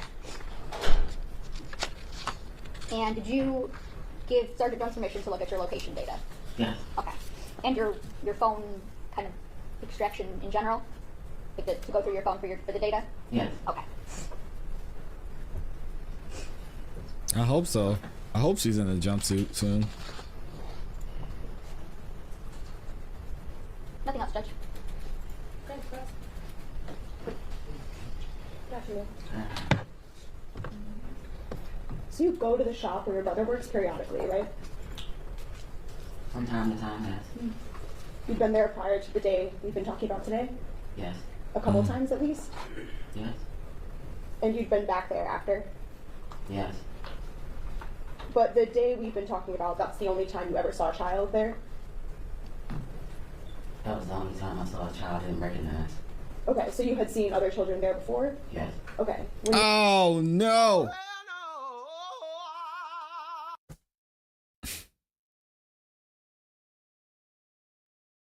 I have not heard this testimony yet. I told you.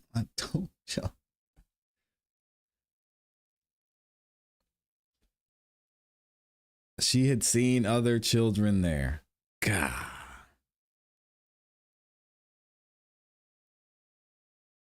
That's what I was saying. All that guilt. It's now coming to the forefront. I don't want to see these tears, man. I don't want to see these tears. Throw her under the jail too.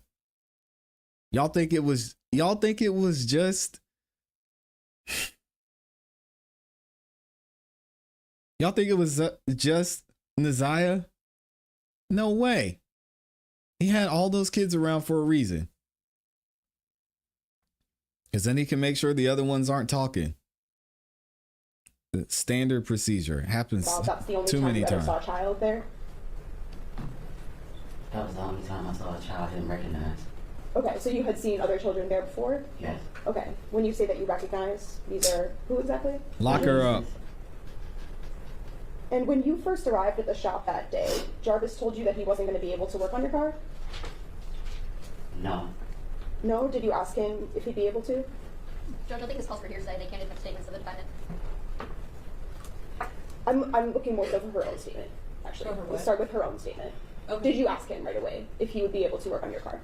I talked to him prior to coming to the shop. Before you arrived, you asked if he could work on your car that day?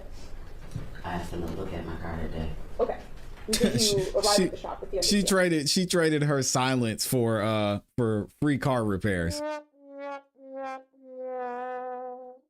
That's what she did. Like, oh well, you know, I need my car fixed, so it is what it is. Disgusting. That he would or would not be able to? I arrived at the shop knowing that he was going to look at my car. Okay. One moment. Nah, Court, she saw other kids there.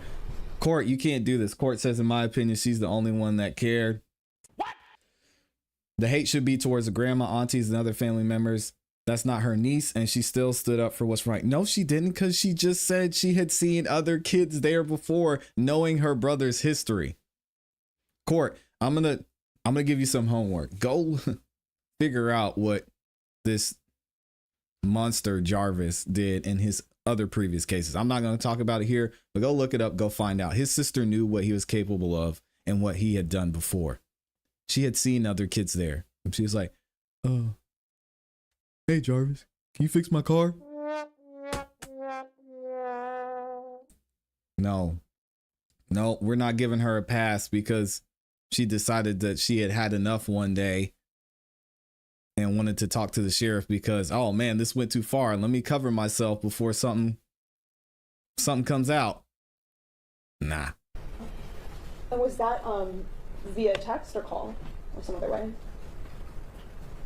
Probably video call. Okay, so a video call a little bit before you headed over?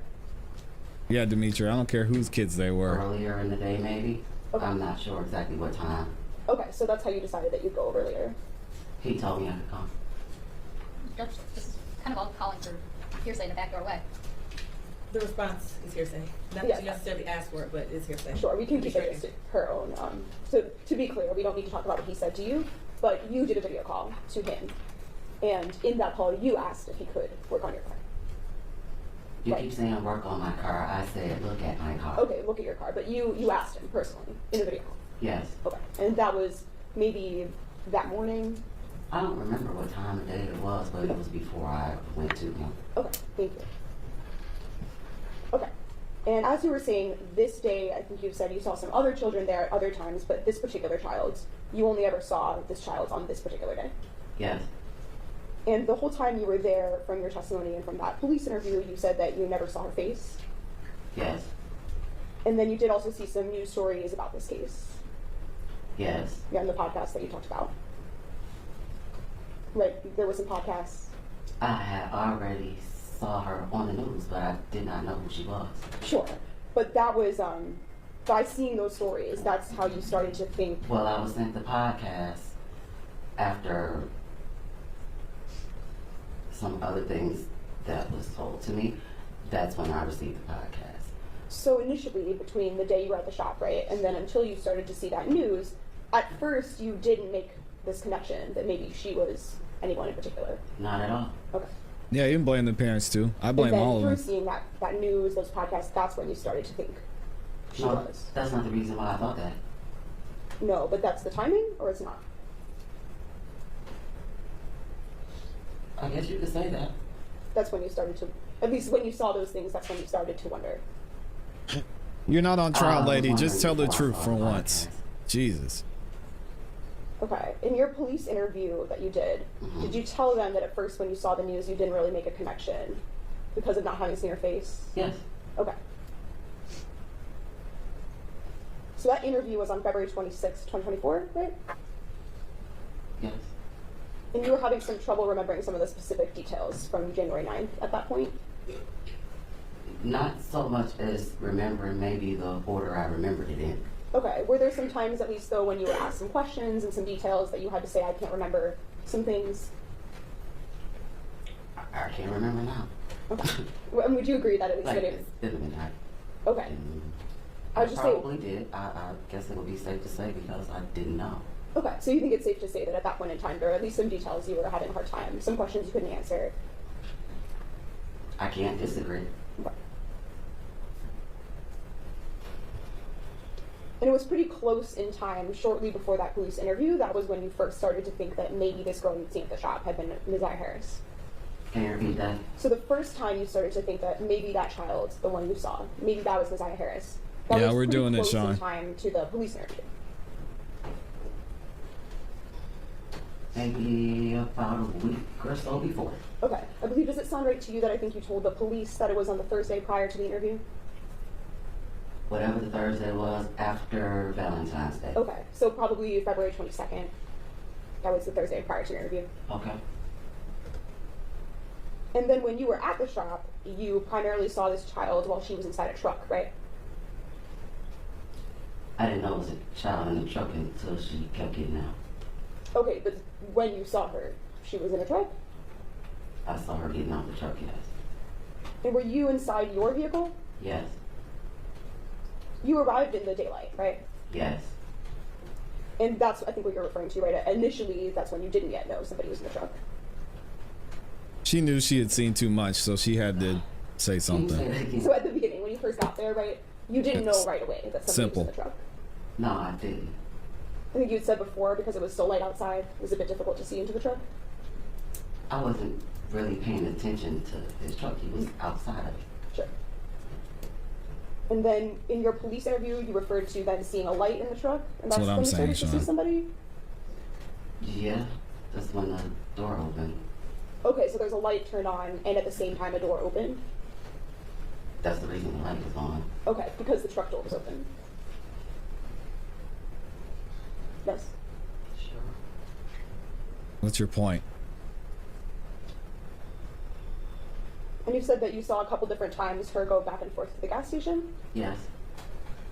And only at one of those different times, you were on your way to the gas station as well? Yes. But for that whole time, she remained in front of you? When I was going into the gas station, she was in front of me. When I walked into the gas station, she went to the left, I went straight, and over to the right. For that walk over to the gas station, was it getting dark at that point? It was already dark. Okay.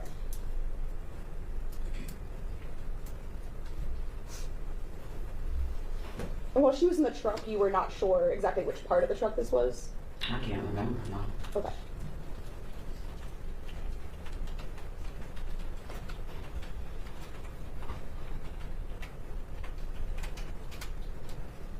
So you understood initially that when you arrived, you'd probably have to wait at the shop sometime?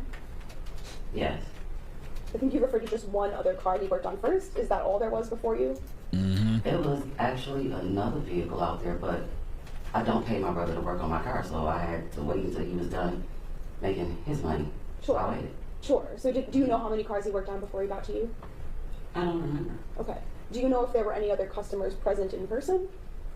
I did see someone, I can't remember what kind of car it was in, but it was, I believe, a gentleman that needed to pull into the garage because Jarvis asked me to move my car out the way because I was blocking the garage, so yes. Was this someone you recognized at all? No. So in total, other than Jarvis, or who you referred to as King, was there anyone present that you recognized that day? No, just King and my brother.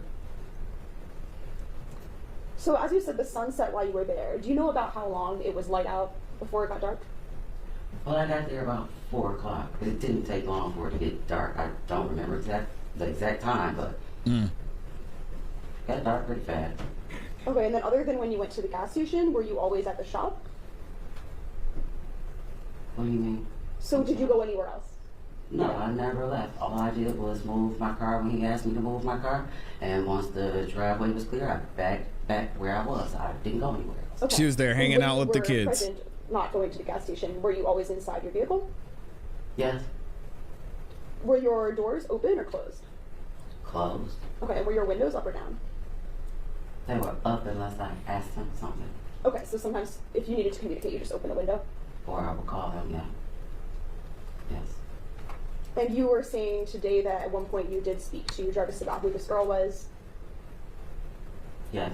And when you were talking to the police about this, you had said that you weren't sure exactly what his response was. Yeah, those tears dried all the way up. I wasn't sure of the wording. Sure, that's what I mean. Okay. You told the police, right, that it might have been King's niece, or maybe he said it's my homeboy's niece? He said it was his partner or King's niece, but he definitely said it was someone else's niece. Okay, I mean, does it sound right to you that you used the term homeboy's niece with the police? I probably did. Okay. It's all the same to me. And then that's what you continued to think at first, right? At first you just believed that it was someone else's niece. Yeah. Specifically, you thought it was probably King's niece.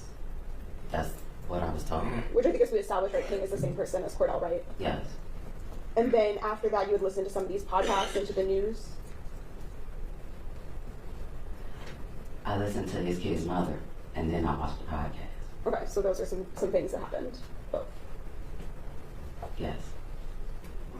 Oh, for and then sure. once you started to For have sure, this different Amy. information you were gathering, then you kind of started to look into it for yourself.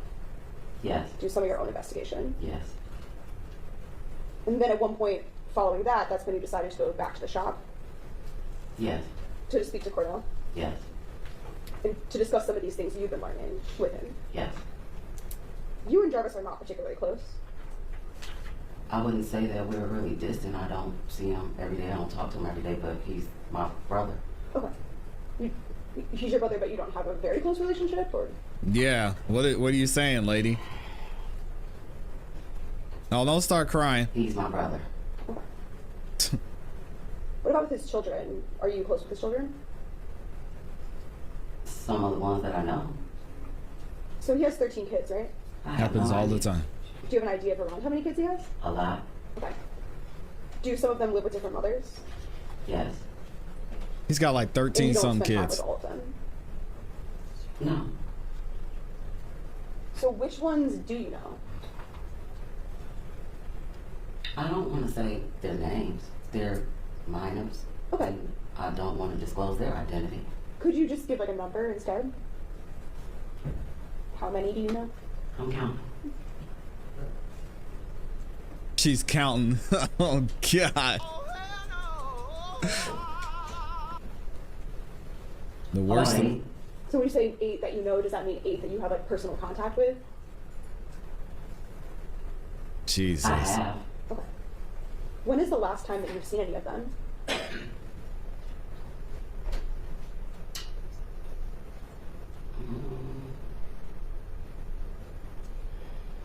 Maybe about 2 months ago. Were you and Jarvis raised by your grandmother? For the most part.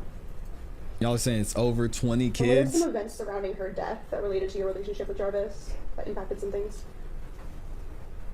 No. Yes, this is Cross Sean P. I have no further questions. Thank you. Can you redirect? Yes, Judge. Don't get an attitude now, lady. There was kind of there was another reason. There was a different reason that you thought that it was Naziah that you had saw that day.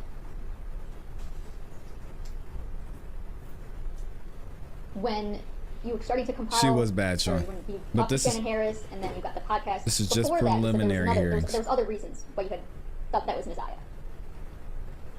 So, am I? Yes, can I what- speak for- what is okay, that? Yes. So, at the time, I didn't know. Once I realized that it was a possibility that I saw her, there were several reasons that led me to believe that it was a possibility that I was there. And I didn't want to get into detail as far as what I knew before the podcast. But if you would like, I would explain to you why I thought these things. You got a subject. Can we approach? Yes. We'll be right back. Legally Donna says, I want to know this story about the grandmother. Look at her face when she asked that question. Grandma was on some other ish. Let's skip ahead to when they come back. Also, I'm gonna put this up there for y'all.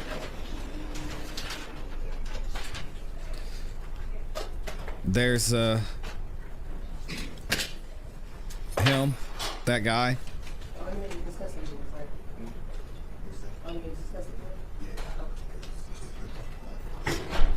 Sentence 1, criminal sexual conduct, 3rd degree, person 13 through 15. That was back in 2004. He was sentenced in 2005. He got discharged 9 years later.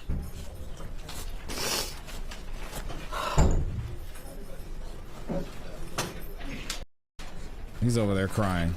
Man, stop. We are back on the record. Ms. Butts, you are still under oath. Ms. Whitley, you go right ahead. Thank you. So, Ms. Butts, what's the sources of these reasons that you have? Are these things that you know from your personal knowledge? Are these things that you observe yourself?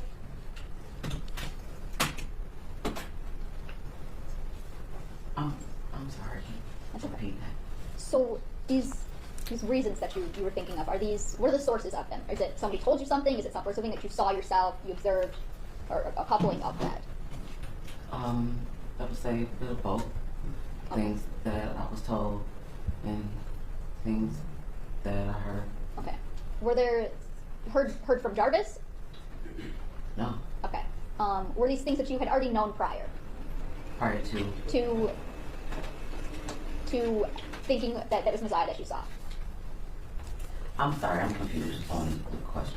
So are these things, the sources that you have for these reasons, are they like things that you have personal knowledge of, or are they things that somebody told you about?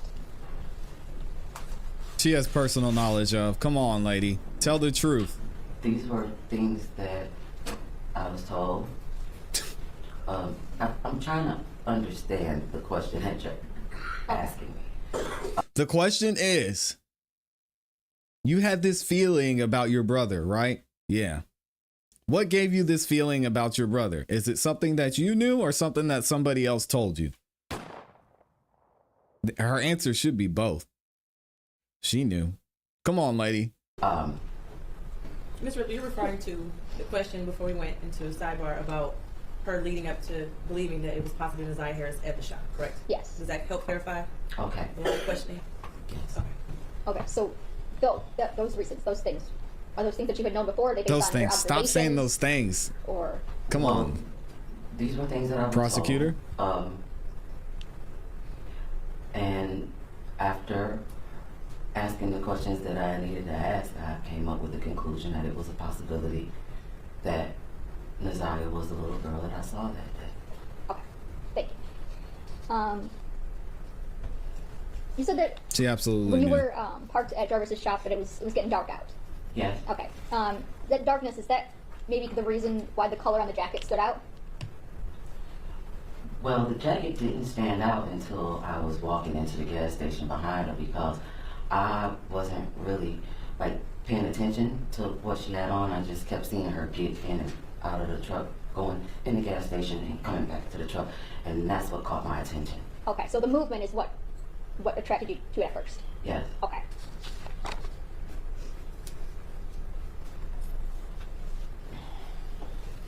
Still disgusting, Sean. I don't care how she feels. Okay, Ms. Bussey. All right, and that's it for that section of the testimony. So she got off of the stand after saying that she pretty much knew what was going on, and she finally decided to do something about it. Salute to her, I guess. Anyway, y'all let me know what you think. I'm gonna try.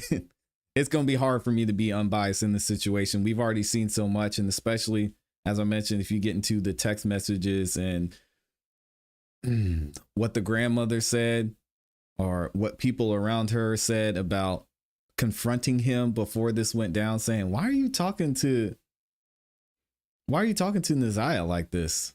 He's like, well, I don't know. Who sent that message? It's not a big deal. It gets dark real quick. Let me know what y'all think. We got a couple more super chats in there as well. Shout out to y'all for the love. We also have over 1,000 likes, so 100% likes again. Y'all are killing it with the likes. Thank you, thank you, thank you, thank you, thank you. I appreciate it. I can't remember if I mentioned Amber Rain making it rain up in here. Just gifted 5 memberships. If you got a membership from Amber Rain, make sure you say thank you. She's showing so much love. I appreciate you, Amber Rain. And she's one of the newest moderators over here as well. We've got I'm Just Saying with Regina O, just became a new member. Shout out to Regina. Also, Mal Beauty became a new member as well. Welcome to the member side, y'all. Appreciate you being here.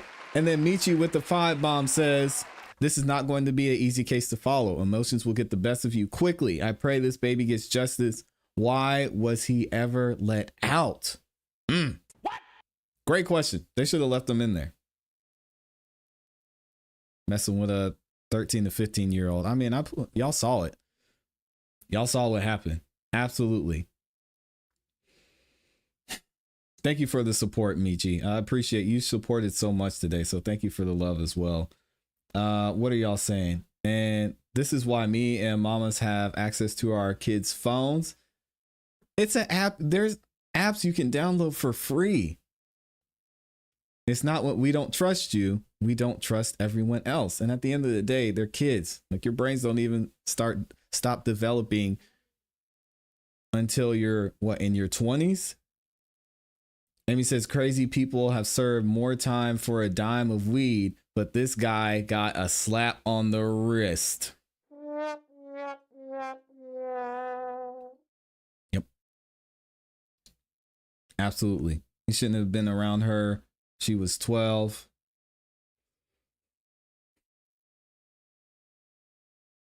Mama J, all the adults responsible for this little girl failed her miserably, all because they didn't want to hurt somebody's feelings, or they need their car fixed, or that's my brother.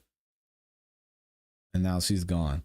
All right, we've got one more video. So after hearing all of this testimony, hearing all the evidence, the text messages, seeing where her clothes were found, the surveillance video or the video from her being on the bus, hearing what the family members had to say, what his brother had to say, the judge had this to say at the end of the preliminary hearing. Case regarding a trial, and the one thing I had highlighted in case is the quote: in this case, there was no physical evidence such as bloodstains or a weapon leading defendant to Joyce's death. In this case, we don't have the same facts or circumstances. I do agree this is a circumstantial case, and circumstantial evidence is sufficient for a bind over and even conviction. Today is January 9th, 2025, exactly 1 year, from the day Naziah Harris disappeared. Sad. Before I get into the charges, and the main charge of premeditated first-degree murder, I have to speak on Naziah Harris and the community who failed her. And I am only presented with such evidence. I don't know the whole story. The attorneys know more than me, the family knows more than me, but from what I have heard over the last 4 days and 5 days total, is that several people failed her. Yes. I don't know where her mother is. I don't know anything other than that she was forced to live in a home where she was not protected or given the adequate attention and love. I don't know where her father is. I don't have any mention of him in her life, no presence. That's a good point.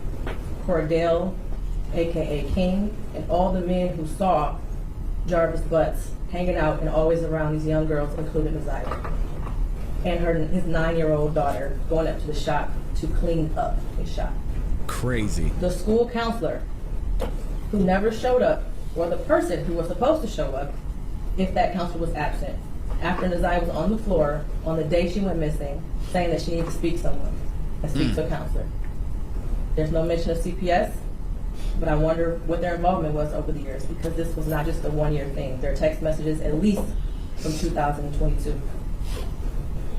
To her adoptive grandmother, Annette Harris, whose testimony, in my opinion, was very questionable.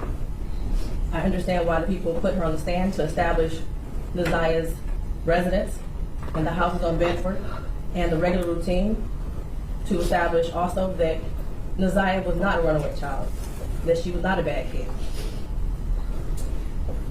I do believe she adopted Naziah. I do believe that she had 6 kids in the house. I believe that Naziah had on a dark hoodie the day she went missing. Happens all the time. And that she had on red and black Nikes that day. What is hard to believe is that the defendant never came into the house as she testified.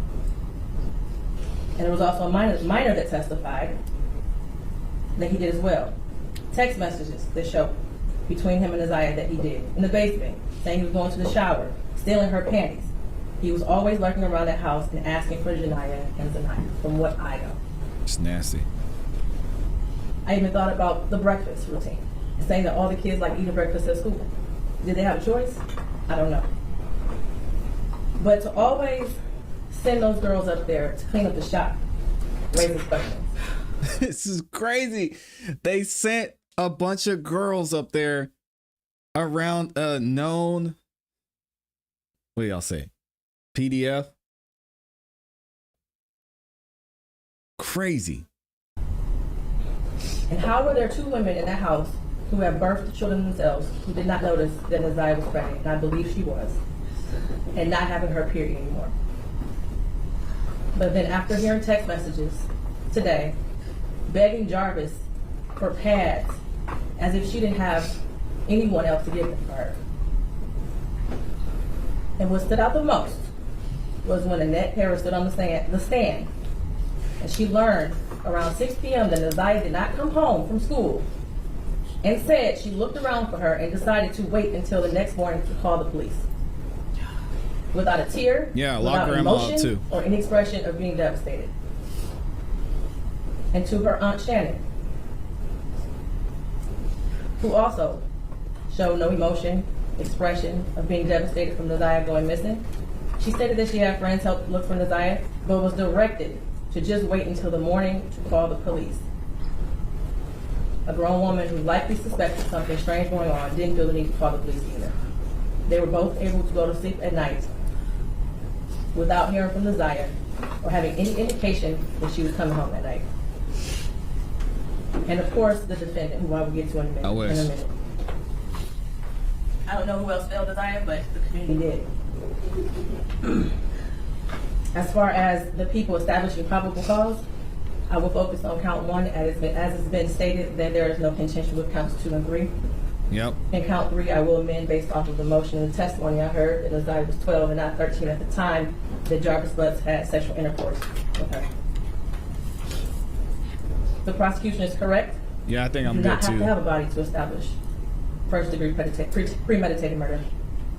It would have been a much shorter exam had her body been found, but this is where we are. In the last 365 days, no text messages. We all heard today and yesterday that she was very active and frequently texted. No social media for a year. We heard through testimony that she was also active on social media. No phone calls, which she was also able to do according to testimony. No physical sighting of her by anyone. She never came back to school. No one has seen her. Medical records dated from July 2014 to October 2023 indicated that she had no life-threatening medical issues that would lead to a natural cause of death. The black hoodie found in the area of 7 Muhlenberg with her DNA and blood on it. The holes in the hoodie consistent with some sort of struggle, violence, or weapon being used. And we know that there were no holes in that hoodie when she wore it to school. We saw a picture of her in a black hoodie on her last day that everyone saw her. I do believe her grandma testified truthfully about the sweatshirt that she had on and that it was practically new. And the border agent who said that no evidence of animals would have destroyed the clothing or the shoes to possibly lead to animals tearing up that hoodie. The clear glasses found in the blue Nissan the day after she went missing. The behavior of the defendant when he snatched those glasses. They looked exactly like the glasses she had on in her last picture, according to the witness. The shoes that her brother described as the same shoes that were found also in the area of 7 Muhlenberg near the hoodie. While this is still probable cause, the evidence all points to Jarvis Butts. His locations, him being seen with her last, the abortion searches, the abrupt silence between the two of them in text messages, and the constant lies he told throughout the entire investigation. And they were proven to be lies with text messages and other testimony. We may never know what happened, but from what I heard today and over the last 4 or 5 days, it appears he intended to perform what he thought was a do-it-yourself abortion on Naziah. It went south, and instead of seeking medical attention for her, he intentionally killed her and tried his best to cover it up. As much as I want her to be alive today, there is at least probable cause to show and believe that she's dead and that she was murdered by Jarvis Butts. Mr. Butts, stand up. You've been sitting over there 4 days with your head down, getting between and behind your attorneys with your mask on. Like a coward. And taking vigorous notes. I want you to pay attention and listen to everything I have to say. I have been trying to figure out for the last 5 days, you. At one point, I thought you were cognitively impaired in the beginning of this exam. And then maybe you had the brain of a 10-year-old, and that's why you were doing such things. No. But as I heard more and more testimony, you're just the true definition of a pedophile. Watching you laugh and brag about all the women you have with different women and the children and the girlfriends, and making babies to groom them, and having them in your presence, and cleaning up your shop. And the little girls around you have landed you here today. You groomed Naziah. You played mind games with her. We all heard that. You controlled her emotionally. She was exposed to so much at such a young age. The text messages between you two were disgusting to hear. Yeah. And I don't recommend y'all go watch it. Her phone as babe for life. Naziah deserves so much more. And while I mentioned other people that failed her, Jarvis Butts, you are the monster in this whole picture. She did deserve love from her parents and everyone who was in her life. She was ignored, she was neglected, and you took complete advantage of that. She wanted someone to love her, and she will never know what that feels like. Your children deserve more. Yeah, they deserve something other than his As DNA. much as the defense counsel has raised issues on count one, all that has done is raise the question of fact for the trier of fact, which means that this will be for a jury or a judge to hear in Third Circuit.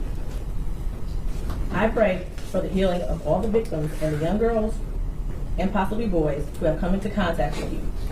As a community, we should look at this case as a prime example of how much work we have to do when it comes to protecting our children and especially our black girls. I pray for closure and healing for all those who have been traumatized by you. Doesn't work like that, Judge. Jarvis Butts, I wish you a speedy trial and that justice be delivered. Your bind-over date is January 16th at 9 o'clock a.m. January 16th. Shout out to the judge for making that amazing statement. Very, very well said. She held the family accountable. She held Jarvis accountable. And she held the community accountable, which I think is well said. You know who the people are who are doing these things. You know, Unc over there, he gets a little too friendly. You see what happened? It's not hard. There's not a lot of work that needs to be done, Judge. That's where I disagree. The work is simple.